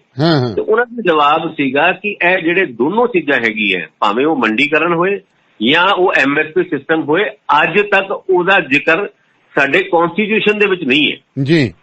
ਜਦ ਅਸੀਂ ਇਸ ਗੱਲ ਨੂੰ ਐਕਟ 'ਚ ਪਾ ਦਿੰਦੇ ਹਾਂ ਤੇ ਅਸੀਂ ਉਸ ਗੱਲ ਨੂੰ ਕਨਸਟੀਟਿਊਸ਼ਨਲੀ ਅਮੈਂਡ ਕਰਕੇ ਕਨਸਟੀਟਿਊਸ਼ਨਲੀ ਐਕਸੈਪਟ ਕਰ ਰਹੇ ਹਾਂ ਕਿ ਇਹ ਚੀਜ਼ ਕੰਟੀਨਿਊ ਰਹੇਗੀ, ਜਦ ਕਿ ਅੱਜ ਤੋਂ ਪਹਿਲੇ ਕਦੀ ਵੀ ਕਿਸ ਤਰੀਕੇ ਦੀ ਡਿਮਾਂਡ ਕਿਸੇ ਵੀ ਸਰਕਾਰ ਨੇ ਜਾਂ ਕਿਸਾਨਾਂ ਨੇ ਨਹੀਂ ਕੀਤੀ। ਜਿੱਦਾਂ ਹੁਣ SGPC ਹੈਗਾ, SGPC ਤੁਹਾਨੂੰ ਪਤਾ ਹੋਣਾ ਚਾਹੀਦਾ, ਭਾਵੇਂ ਆਪਾਂ ਸਿੱਖਾਂ ਦੀ ਮਿਨੀ ਪਾਰਲੀਮੈਂਟ ਕਹਿੰਦੇ ਉਹਨੂੰ, ਲੇਕਿਨ ਐਜ਼ ਪਰ ਇੰਡੀਅਨ ਕਨਸਟੀਟਿਊਸ਼ਨ ਉਹਦਾ ਸਟੈਂਡਰਡ ਇੱਕ ਮਿਊਨਿਸਪਲ ਕਮੇਟੀ ਦੇ ਤੋਂ ਵੀ ਜ਼ਿਆਦਾ ਉਹਦੇ ਰਾਈਟਸ ਜਾਂ ਉਹਦਾ ਸਟੇਟਸ ਨਹੀਂ ਹੈਗਾ। ਯਾਨੀ ਵਰਬਲੀ ਕੀਤੀ ਹੋਈ ਗੱਲ ਲੀਗਲੀ ਦੇਣ ਦੇ ਵਿੱਚ ਕਿਸੇ ਵੀ ਸਰਕਾਰ ਨੂੰ ਪਰੇਸ਼ਾਨੀ ਹੋ ਸਕਦੀ ਹੈ, ਪਰ ਜਿਸ ਤਰੀਕੇ ਨਾਲ ਇਸ ਪਰੇਸ਼ਾਨੀ ਨੂੰ ਕੇਂਦਰ ਸਰਕਾਰ ਦੇ ਆਗੂਆਂ ਨੇ ਦੱਸਿਆ ਕਿ ਅਸੀਂ ਕਨਸਟੀਟਿਊਸ਼ਨਲੀ ਪ੍ਰੋਮਿਸ ਜਾਂ ਕਨਸਟੀਟਿਊਸ਼ਨਲੀ ਲੀਗਲ ਰਾਈਟਸ MSP ਦੇ ਉੱਤੇ ਨਹੀਂ ਦੇ ਸਕਦੇ, ਇਸ ਗੱਲ ਦੇ ਵਿੱਚ ਬਹੁਤਾ ਦਮ ਜਾਂ ਕਿਸਾਨਾਂ ਨੂੰ ਸੰਤੁਸ਼ਟ ਕਰਨ ਦੀ ਸ਼ਮਤਾ ਨਹੀਂ ਨਜ਼ਰ ਆਉਂਦੀ ਤੇ ਅੱਗੇ ਚੱਲ ਕੇ ਇਹ ਸੰਘਰਸ਼ ਵੱਧ ਸਕਦਾ ਹੈ। ਇਹ ਤੇ ਹਜੇ ਫਿਲਹਾਲ ਸੈਂਟਰ ਸਟੇਟ ਰਿਲੇਸ਼ਨਸ ਦੇ ਵਿੱਚ ਜਿਹੜਾ ਡਿਸਟਰਬੈਂਸ ਆਈ ਹੈ ਉਹ ਗਾਂਹ ਨੂੰ ਜਾ ਸਕਦੀ ਹੈ ਜੇ ਇਹਨੂੰ ਇਸ ਕਲੈਸ਼ ਨੂੰ ਹੁਣੇ ਨਹੀਂ ਰੋਕਿਆ ਗਿਆ। ਨਹੀਂ ਦੇਖੋ ਮੈਂ ਭਾਸਕਰ ਸਾਹਿਬ ਇੱਕ ਗੱਲ ਤਾਂ ਕਲੀਅਰ ਹੈ ਨਾ ਕਿ ਪੰਜਾਬ ਜੇਕਰ ਭਾਰਤ ਦੀ ਗੱਲ ਕਰੀਏ ਤਾਂ ਭਾਰਤ ਇੱਕ ਐਗਰੀਕਲਚਰ ਬੇਸਡ ਕੰਟਰੀ ਹੈ। ਹੁਣ ਇਹ ਵੀ ਪਤਾ ਕਿ ਵੋਟਾਂ ਵੀ ਐਗਰੀਕਲਚਰ ਬੇਸਡ ਨੇ, ਜੇ ਵਪਾਰੀ ਦਾ ਨੁਕਸਾਨ ਹੁੰਦਾ ਤਾਂ ਵੀ ਹੁਣ ਅਸੀਂ ਤਾਂ ਸਾਡੇ ਤਾਂ ਇੱਥੇ ਮਾਲਵੇ ਦੇ ਵਿੱਚ ਪਤਾ ਹੀ ਹੈ, ਜੇ ਨਰਮਾ ਨਾ ਹੋਵੇ ਤਾਂ ਕੀ ਕਹਿੰਦੇ ਸੇਠਾਂ ਦੀਆਂ ਬੁੱਲਾਂ ਦੇ ਉੱਤੇ ਸਿੱਕਰੀਆਂ ਆ ਜਾਂਦੀਆਂ ਨੇ ਕਿ ਭਾਈ ਹੁਣ ਇਹ ਕੀ ਕਰਾਂਗੇ, ਦੀਵਾਲੀ ਤਾਂ ਫਿੱਕੀ ਗਈ ਹੈ। ਦੀਵਾਲੀ ਤੇ ਹੀ ਹਰ ਬੰਦਾ ਸੋਚਦਾ ਨਾ ਵੀ 4 ਪੈਸੇ ਕਮਾਵਾਂਗੇ। ਬਿਲਕੁਲ ਬਿਲਕੁਲ ਠੀਕ ਹੈ। ਦੀਵਾਲੀ ਹੁਣ ਜੇਕਰ ਉਹ ਚੀਜ਼ ਗੱਲ ਹੋ ਜੇ ਤਾਂ ਇੱਕ ਚੀਜ਼ ਸਿੱਧੀ ਗੱਲ ਹੈ, ਭਾਵੇਂ ਅਗਲਾ ਮੰਨੇ ਨਾ ਮੰਨੇ, ਪਰ ਇੱਕ ਚੀਜ਼ ਤਾਂ ਉਹਨਾਂ ਨੂੰ ਇਹ ਚੀਜ਼ ਪਤਾ ਨਾ ਸਪਸ਼ਟ ਵੀ ਜੇਕਰ ਕਿਸਾਨ ਦੀ ਜੇਬ 'ਚ ਪੈਸਾ ਹੈ ਤਾਂ ਵਿਆਹ ਤੇ ਲਾਊ, ਕਿਸਾਨ ਦੀ ਜੇਬ 'ਚ ਪੈਸਾ ਤਾਂ ਜਵਾਕਾਂ ਨੂੰ ਚੰਗੇ ਲੀੜੇ ਬਣਾ ਕੇ ਦੇਊ, ਕਿਸਾਨ ਦੀ ਜੇਬ 'ਚ ਪੈਸਾ ਤਾਂ ਉਹ ਟਰੈਕਟਰ ਖਰੀਦੂ, ਕਿਸਾਨ ਦੀ ਜੇਬ 'ਚ ਪੈਸਾ ਤਾਂ ਮੋਟਰਸਾਈਕਲ ਖਰੀਦੂ। ਸਰ ਜਿਹੜੀ ਤੁਸੀਂ ਗੱਲਾਂ ਕਹਿ ਰਹੇ ਹੋ, ਜਦ ਸਿਚੁਏਸ਼ਨ ਨਾਰਮਲ ਹੁੰਦੀ ਹੈ ਨਾ, ਉਹਨਾਂ ਵਿੱਚ ਇਹ ਗੱਲਾਂ ਬਿਲਕੁਲ ਵਾਜਿਬ ਹੈਗੀਆਂ। ਔਰ ਵਾਕਈ ਅੱਜ ਦੀ ਦੌਰ ਦੇ ਵਿੱਚ ਹੋਰ ਜ਼ਿਆਦਾ ਵਾਜਿਬ ਇਸ ਕਰਕੇ ਹੈਗਾ ਕਿ ਸਾਡੀ ਇਕੋਨਮੀ ਆਲਰੇਡੀ ਡੁੱਬੀ ਹੋਈ ਹੈ ਜੀ। ਇਕੋਨਮੀ ਨੂੰ ਰਿਵਾਈਵ ਕਰਨ ਵਾਸਤੇ ਭਾਵੇਂ ਪੂਰਵ ਪ੍ਰਧਾਨ ਮੰਤਰੀ ਮਨਮੋਹਨ ਸਿੰਘ ਉਹਨਾਂ ਦੀ ਗੱਲ ਕਰੀਏ ਤੇ ਉਹਨਾਂ ਨੇ ਇੱਕ ਗੱਲ ਕਹੀ ਸੀਗੀ ਕਿ ਜਿੰਨਾ ਕੁ ਤੁਸੀਂ ਐਕਸਪੈਂਡੀਚਰ ਵਧਾਓਗੇ ਉਹਨਾਂ ਇਕੋਨਮੀ ਦੇ ਵਿੱਚ ਸੁਧਾਰ ਆਉਣ ਦੀ ਸੰਭਾਵਨਾ ਹੁੰਦੀ ਹੈ। ਹੁਣ ਐਕਸਪੈਂਡੀਚਰ ਐ ਨਹੀਂ ਹੁੰਦਾ ਕਿ ਸਰਕਾਰ ਨੇ ਕੋਈ ਏਦਾਂ ਦੇ ਪੈਸੇ ਲੋਕਾਂ ਦੀ ਜੇਬਾਂ 'ਚ ਪਾਤੇ। ਜਦ ਤੁਸੀਂ ਰੋਟੇਸ਼ਨ ਦੇ ਵਿੱਚ ਜ਼ਿਆਦਾ ਪੈਸਾ ਲੈ ਕੇ ਆਉਂਦੇ ਹੋ ਤੇ ਇਕੋਨਮੀ ਦੇ ਰਿਵਾਈਵਲ ਦੇ ਚਾਂਸਸ ਉਹਨੇ ਜ਼ਿਆਦਾ ਵੱਧਦੇ ਨੇ। ਹੁਣ ਕਿਸਾਨਾਂ ਨੂੰ ਇਨਕਮ ਹੋਏਗੀ, ਕਿਸਾਨਾਂ ਦੇ ਥਰੂ ਟਰੈਕਟਰ ਖਰੀਦਣਗੇ, ਜਿਹੜੀ ਗੱਲ ਦਾ ਜ਼ਿਕਰ ਕੀਤਾ ਹੈ। ਔਰ ਤਿਉਹਾਰਾਂ ਦੇ ਦਿਨਾਂ ਦੇ ਵਿੱਚ ਸਰਕਾਰੀ ਮੁਲਾਜ਼ਮਾਂ ਨੂੰ ਜਿਹੜਾ ਬੋਨਸ ਜਾਂ ਡੀਏ ਦੇਣ ਦਾ ਇੱਕ ਰਿਵਾਜ ਚੱਲਿਆ ਸੀਗਾ, ਉਹ ਇਸ ਕਰਕੇ ਹੀ ਸੀਗਾ ਕਿ ਇਹਨਾਂ ਮੌਕਿਆਂ ਦੇ ਵਿੱਚ ਕੁਝ ਲੋਕਾਂ ਦੇ ਹੱਥਾਂ 'ਚ ਪੈਸਾ ਆਏ, ਪੈਸਾ ਮਾਰਕੀਟ 'ਚ ਖਰਚ ਹੋਏ ਤੇ ਇਕੋਨਮੀ ਰਿਵਾਈਵ ਹੋਏ। ਇੱਥੇ ਤੇ ਰਿਜ਼ਰਵ ਬੈਂਕ ਨੇ ਅਗਲੇ 3 ਮਹੀਨੇ ਦੀ ਕੁਆਟਰ ਦੇ ਵਿੱਚ 10% ਦੇ ਕਰੀਬ ਇਕੋਨੋਮਿਕ ਗਰੋਥ ਦੇ ਵਿੱਚ ਹੋਰ ਘਾਟਾ ਦੱਸਿਆ, ਯਾਨੀ 29.5% ਦੀ ਜਿਹੜੀ ਨੈਗੇਟਿਵ ਗਰੋਥ ਤੁਸੀਂ ਦੇਖੀ ਸੀ ਪਿੱਛੇ, ਉਸ ਤੋਂ ਇਲਾਵਾ 10% ਦੇ ਕਰੀਬ ਦਾ ਹੋਰ ਐਕਸਪੈਕਟੇਸ਼ਨ ਹੈਗੀ ਹੈ। ਜੇ ਉਹਨੂੰ ਮਿਲਾ ਲਓ ਤੇ 40% ਔਰ 10% ਅਸੀਂ ਐਕਸਪੈਕਟ ਕਰ ਰਹੇ ਸੀ ਗਰੋਥ, ਉਹਨੂੰ ਵੀ ਮਿਲਾ ਲਓ ਤੇ 50% ਦਾ ਡਿਕਲਾਈਨ ਡੀਜੀਪੀ ਦੇ ਵਿੱਚ। ਕਿਸੇ ਵੀ ਦੇਸ਼ ਦੀ ਅਰਥ ਵਿਵਸਥਾ ਨੂੰ ਖਤਮ ਕਰਨ ਵਾਸਤੇ, ਮੈਂ ਖਤਮ ਕਰਨ ਦਾ ਸ਼ਬਦ ਯੂਜ਼ ਕਰ ਰਿਹਾ, 50% ਦਾ ਸਲੋ ਡਾਊਨ ਬਹੁਤ ਵੱਡਾ ਸਲੋ ਡਾਊਨ ਹੁੰਦਾ ਹੈ। ਅੱਜ ਤੱਕ ਅਸੀਂ ਇਕੋਨੋਮਿਕ ਸਲੋ ਡਾਊਨ ਦੀ ਜਦ ਗੱਲ ਕਰਦੇ ਸੀ ਤੇ ਯੂਰਪ ਦੀ ਜਾਂ ਅਮਰੀਕਾ ਦੀ ਗੱਲ ਕੀਤੀ ਸੀ, ਉੱਥੇ ਤੇ ਕੁਝ ਵੀ ਨਹੀਂ ਸੀਗਾ। ਉੱਥੇ ਤੇ 2-4% ਸਲੋ ਡਾਊਨ ਹੁੰਦਾ ਤੇ ਹਾਹਾਕਾਰ ਮਚ ਜਾਂਦੀ ਹੈ। ਸਾਡੇ ਇੱਥੇ ਤੇ 50% ਸਲੋ ਡਾਊਨ ਦੀ ਗੱਲ ਚੱਲ ਰਹੀ ਹੈ। ਔਰ ਏਦਾਂ ਦੇ ਹਾਲਾਤ ਵਿੱਚ ਕਿਸਾਨ ਸੜਕਾਂ ਤੇ, ਔਰ ਕਿਸਾਨ ਸਾਡੀ ਇਕੋਨਮੀ ਦਾ ਬਹੁਤ ਵੱਡਾ ਹਿੱਸਾ ਹੈ, ਜਿਹਦਾ ਜ਼ਿਕਰ ਤੁਸੀਂ ਹੁਣੇ ਕਰਕੇ ਹਟੇ ਹੋ। ਜੇ ਕਿਸਾਨਾਂ ਕੋਲ ਪੈਸਾ ਆਏਗਾ ਤੇ ਉਹ ਮੰਡੀ ਜਾਣਗੇ, ਤਿਉਹਾਰਾਂ ਤੇ ਪੈਸੇ ਖਰਚਣਗੇ ਤੇ ਇਕੋਨਮੀ ਦੇ ਰਿਵਾਈਵਲ ਦੇ ਚਾਂਸਸ ਹੈਗੇ ਨੇ। ਇਸ ਕਰਕੇ ਕੇਂਦਰ ਸਰਕਾਰ ਨੂੰ ਇਸ ਮੁੱਦੇ ਦੇ ਉੱਤੇ ਧਿਆਨ ਦੇਣ ਦੀ ਲੋੜ ਹੈ, ਬਜਾਏ ਕਿ ਟਕਰਾਵ ਦੀ ਸਥਿਤੀ ਦੇ ਵਿੱਚ ਆਉਣ ਦੇ। ਮੈਨੂੰ ਇਹ ਲੱਗਦਾ ਹੈ ਕਿ ਉਹਨਾਂ ਨੂੰ ਵੀ ਰੱਬ ਬੁੱਧੀ ਦੇ ਕਿ ਇਸ ਮੁੱਦੇ ਨੂੰ ਛੇਤੀ ਤੋਂ ਛੇਤੀ ਨਿਪਟਾਉਣ। ਹਾਂ ਬਿਲਕੁਲ ਜੀ, ਵੈਸੇ ਤੁਹਾਡੀ ਗੱਲ ਸਹੀ ਹੈ। ਟਕਰਾਅ ਦੀ ਨੀਤੀ ਤਾਂ ਰਾਜਨੀਤਿਕ ਪੱਖ ਤੋਂ ਹੀ ਜਿਹੜੀ ਹੈ, ਪਰ ਬਿਹਾਰ ਦੇ ਇਲੈਕਸ਼ਨਸ ਨੂੰ ਤੁਸੀਂ ਕਿਸ ਨਜ਼ਰੀਏ ਨਾਲ ਦੇਖਦੇ ਹੋ ਇਸ ਸੰਕਟ? ਬਿਹਾਰ ਦੇ ਇਲੈਕਸ਼ਨ ਦੇ ਵਿੱਚ ਸਰ ਦੇਖੋ, 15 ਸਾਲ ਨਿਤੀਸ਼ ਦੀ ਸਰਕਾਰ ਹੋਈ ਹੈ। ਜਿਨ ਮੁੱਦਿਆਂ ਤੇ ਚੜ ਕੇ ਨਿਤੀਸ਼ ਕੁਮਾਰ ਦੀ ਸਰਕਾਰ ਆਈ ਸੀ ਔਰ ਲੋਕਾਂ ਨੇ ਲਾਲੂ ਪ੍ਰਸਾਦ ਸਰਕਾਰ ਦੀ ਨੂੰ ਉਖਾੜ ਕੇ ਫੈਂਕਿਆ ਸੀਗਾ, ਉਹ ਮੁੱਦੇ ਅੱਜ ਵੀ ਬਿਹਾਰ ਦੇ ਵਿੱਚ ਉਹਦਾ ਦੇ ਉਦਾਂ ਨੇ। ਬਿਹਾਰ ਦੇ ਵਿੱਚ ਸੁਪਨੇ ਬੜੇ ਦਿਖਾਏ ਗਏ। ਇਲੈਕਸ਼ਨ ਤੋਂ ਪਹਿਲੇ ਲੱਖਾਂ ਕਰੋੜਾਂ ਦੇ ਵਾਅਦੇ ਕੀਤੇ ਗਏ ਔਰ ਪੈਕੇਜ ਅਨਾਉਂਸ ਕੀਤੇ, ਔਰ ਉਹ ਪੈਕੇਜ ਉਦਾਂ ਹੀ ਅਨਾਉਂਸ ਕੀਤੇ ਤੇ ਜ਼ਰੂਰ ਸੀਗੇ, ਭਾਵੇਂ ਖਰਚ ਵੀ ਹੋਏ ਹੋਣ, ਪਰ ਊਂਟ ਦੇ ਮੂੰਹ 'ਚ ਜੀਰਾ ਦੇ ਤਰੀਕੇ ਨਾਲ ਸਾਬਿਤ ਹੋ। ਜਿੱਦਾਂ ਹੁਣ ਤੁਸੀਂ ਕੋਵਿਡ ਦੇ ਦੌਰਾਨ 20 ਲੱਖ ਕਰੋੜ ਦੇ ਪੈਕੇਜ ਪ੍ਰਧਾਨ ਮੰਤਰੀ ਨੇ ਅਨਾਉਂਸ ਕੀਤੇ ਸੀ, ਉਹ ਪੈਕੇਜ ਕਿੱਥੇ ਵੜ ਗਏ ਸਾਨੂੰ ਤਾਂ ਪਤਾ ਨਹੀਂ ਲੱਗਿਆ। ਇਕੋਨਮੀ ਸਾਡੀ 40% ਡਾਊਨ ਜਾ ਰਹੀ ਹੈ ਔਰ ਪ੍ਰਧਾਨ ਮੰਤਰੀ ਉਸ ਇਕੋਨਮੀ ਦੇ ਰਿਵਾਈਵਲ ਦੇ ਵਿੱਚ 20 ਲੱਖ ਕਰੋੜ ਰੁਪਏ ਖਰਚਣ ਦੀ ਗੱਲ ਕਰ ਰਹੇ ਨੇ। ਉਹ 20 ਲੱਖ ਕਰੋੜ ਦੇ ਨਾਲ ਇਕੋਨਮੀ ਡਾਊਨ ਨਹੀਂ ਹੋਣੀ ਚਾਹੀਦੀ ਸੀ, ਇਕੋਨਮੀ ਮਾੜੀ ਮੋਟੀ ਅਪ ਹੋਣੀ ਚਾਹੀਦੀ ਸੀ। ਪਰ ਤੁਸੀਂ ਬਿਹਾਰ ਦੇ ਇਲੈਕਸ਼ਨ ਦੇ ਵਿੱਚ ਐਂਟੀ ਇਨਕੰਬੈਂਸੀ ਫੈਕਟਰ ਨਿਤੀਸ਼ ਦੇ ਖਿਲਾਫ ਬੜਾ ਜ਼ਬਰਦਸਤ ਕੰਮ ਕਰ ਰਿਹਾ ਹੈ। ਭਾਵੇਂ ਤੁਸੀਂ ਚੈਨਲਾਂ ਦੇ ਵਿੱਚ ਇਹ ਖਬਰਾਂ ਜ਼ਰੂਰ ਦੇਖੋ ਕਿ ਵੀ ਨਿਤੀਸ਼ ਨੂੰ ਐਜ ਮਿਲ ਗਈ ਜੀ, ਨਿਤੀਸ਼ ਦੀ ਫਲਾਣੇ ਸਰਵੇ ਦੇ ਵਿੱਚ ਸੀਟਾਂ ਪੱਕੀ ਹੈ, ਸਰਕਾਰ ਪੱਕੀ ਹੈ, ਪਰ ਉੱਥੇ ਹਜੇ ਕਾਲਾਮਾਲਾ ਜਿਹਾ ਹੈਗਾ। ਹਜੇ ਆਰਜੇਡੀ ਦਾ ਮਹਾਗਠਬੰਧਨ ਜਿਹਨੂੰ ਆਪਾਂ ਕਹਿੰਦੇ ਆ, ਉਹ ਵੀ ਇੱਕ ਸਟਰੋਂਗ ਪਾਸੇ ਤੁਰ ਰਿਹਾ ਹੈ, ਪਰ ਅਲਟੀਮੇਟਲੀ ਰਿਜ਼ਲਟ ਕੀ ਆਏਗਾ ਇਹ ਤੇ ਹੁਣ ਇਲੈਕਸ਼ਨ ਤੋਂ ਬਾਅਦ ਹੀ ਪਤਾ ਲੱਗੇਗਾ। ਪਰ ਉਹ ਹਜੇ 50-50 ਗੇਮ ਲੱਗਦੀ ਹੈ ਮੇਰੇ ਆਪਣੇ ਸੋਚ ਦੇ ਹਿਸਾਬ ਨਾਲ, ਆਪਣੀ ਸਮਝ ਦੇ ਹਿਸਾਬ ਨਾਲ। ਜੀ ਧੰਨਵਾਦ ਜੀ ਤੁਹਾਡਾ, ਸ਼ੁਕਰੀਆ ਭਾਸਕਰ ਸਾਹਿਬ। ਤੇ ਹੁਣ ਆਪਾਂ ਚੱਲਦੇ ਹਾਂ ਗੁਰਦਾਸਪੁਰ, ਨਿਤਿਨ ਦੂਥਰਾ ਜੀ ਮੇਰੇ ਨਾਲ। ਨਿਤਿਨ ਜੀ ਸਤਿ ਸ਼੍ਰੀ ਅਕਾਲ। ਸਤਿ ਸ਼੍ਰੀ ਅਕਾਲ ਧੰਨਵਾਦ ਸਾਹਿਬ। ਨਿਤਿਨ ਜੀ, ਯੂਥ ਜਿਹੜੇ ਨੇ ਉਹ ਧਰਨੇ ਤੇ ਨੇ, ਨੌਜਵਾਨ ਧਰਨੇ ਨੇ, ਤੇ ਕਿਹੜੀਆਂ ਪਾਰਟੀਆਂ ਦੇ ਨੌਜਵਾਨ ਧਰਨੇ ਤੇ, ਆਮ ਕਿਹੜੇ ਨੌਜਵਾਨ ਧਰਨੇ ਤੇ ਕਿਸਾਨਾਂ ਦੇ ਪਰਿਵਾਰਾਂ ਦੇ? ਬਿਲਕੁਲ ਧੰਨਵਾਦ ਸਾਹਿਬ। ਸਾਡੇ ਜ਼ਿਲ੍ਹਾ ਗੁਰਦਾਸਪੁਰ ਦੇ ਵਿੱਚ ਸ਼੍ਰੀ ਹਰਗੋਬਿੰਦਪੁਰ ਹਲਕਾ ਵਾ, ਜਿੱਥੇ ਅੱਜ 1000 ਦੇ ਕਰੀਬ ਕਹਿ ਸਕਦੇ ਨੌਜਵਾਨ ਇਕੱਠੇ ਹੋਏ ਜੀ।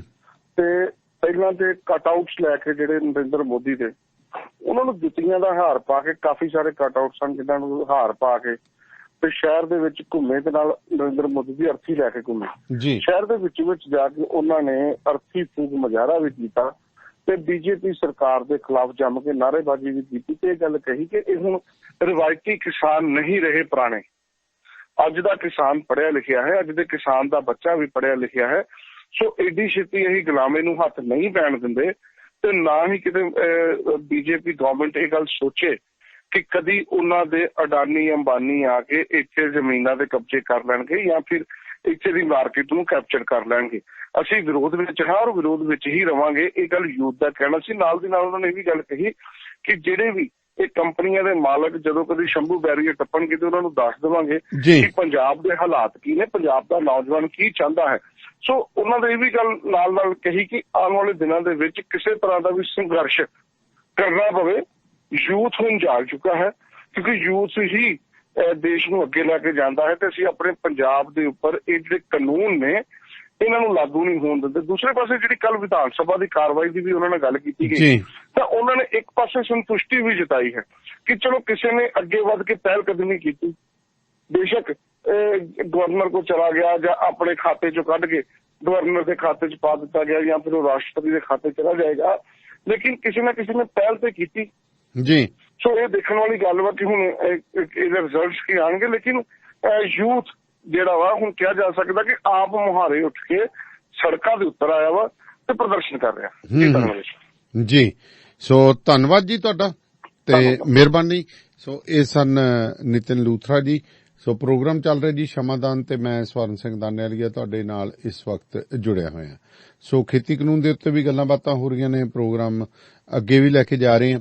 ਸੋ ਸੈਟਲ ਏਰੀਆ ਦੇ ਵਿੱਚ J&H ਐਕਸਪ੍ਰੈਸ ਵਾਲੇ ਮਨਮੋਹਨ ਧਾਲੀਵਾਲ ਹੋਰਾਂ ਨੂੰ ਓਨਰ ਆਪਰੇਟਰ ਤੇ ਡਰਾਈਵਰ ਚਾਹੀਦੇ ਨੇ। ਕੰਮ ਲੋਕਲ ਹੈ ਜੀ, ਤੁਹਾਨੂੰ ਬਹੁਤ ਵਧੀਆ ਇਨਕਮ ਦਿੰਦੇ ਨੇ। 206 550 0088 206 550 0088 ਦੇ ਉੱਤੇ ਤੁਸੀਂ ਸੰਪਰਕ ਕਰ ਸਕਦੇ ਹੋ।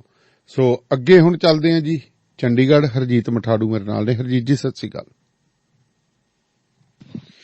ਤੇ ਹਰਜੀਤ ਜੀ ਅੱਜ ਤੁਸੀਂ ਪ੍ਰੈਸ ਕਾਨਫਰੰਸ ਲਾਈਵ ਕਰ ਰਹੇ ਸੀਗੇ। ਪ੍ਰੈਸ ਕਾਨਫਰੰਸ ਦੇ ਵਿੱਚ ਕੁਝ ਕਿਸਾਨਾਂ ਤੋਂ ਇਲਾਵਾ ਪੈਟਰੋਲ ਪੰਪ ਮਾਲਕ ਵੀ ਆਏ, ਉਹਨਾਂ ਨੇ ਕਿਹਦੇ ਖਿਲਾਫ ਨਾਅਰੇਬਾਜ਼ੀ ਕੀਤੀ, ਮਸਲਾ ਕਿੱਥੇ ਨਿਬੜਿਆ, ਕੀ ਕੁਝ ਹੋਇਆ ਸੀ?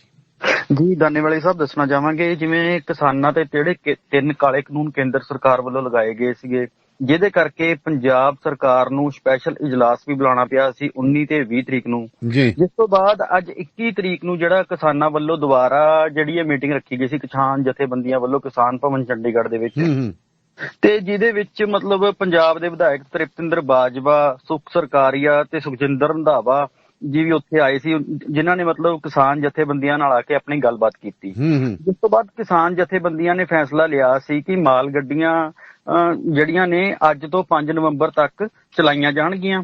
ਟੋਲ ਪਲਾਜ਼ਿਆਂ ਤੇ ਅਜੇ ਵੀ ਧਰਨੇ ਉਹਨਾਂ ਵੱਲੋਂ ਜਾਰੀ ਰਹਿਣਗੇ ਜੀ।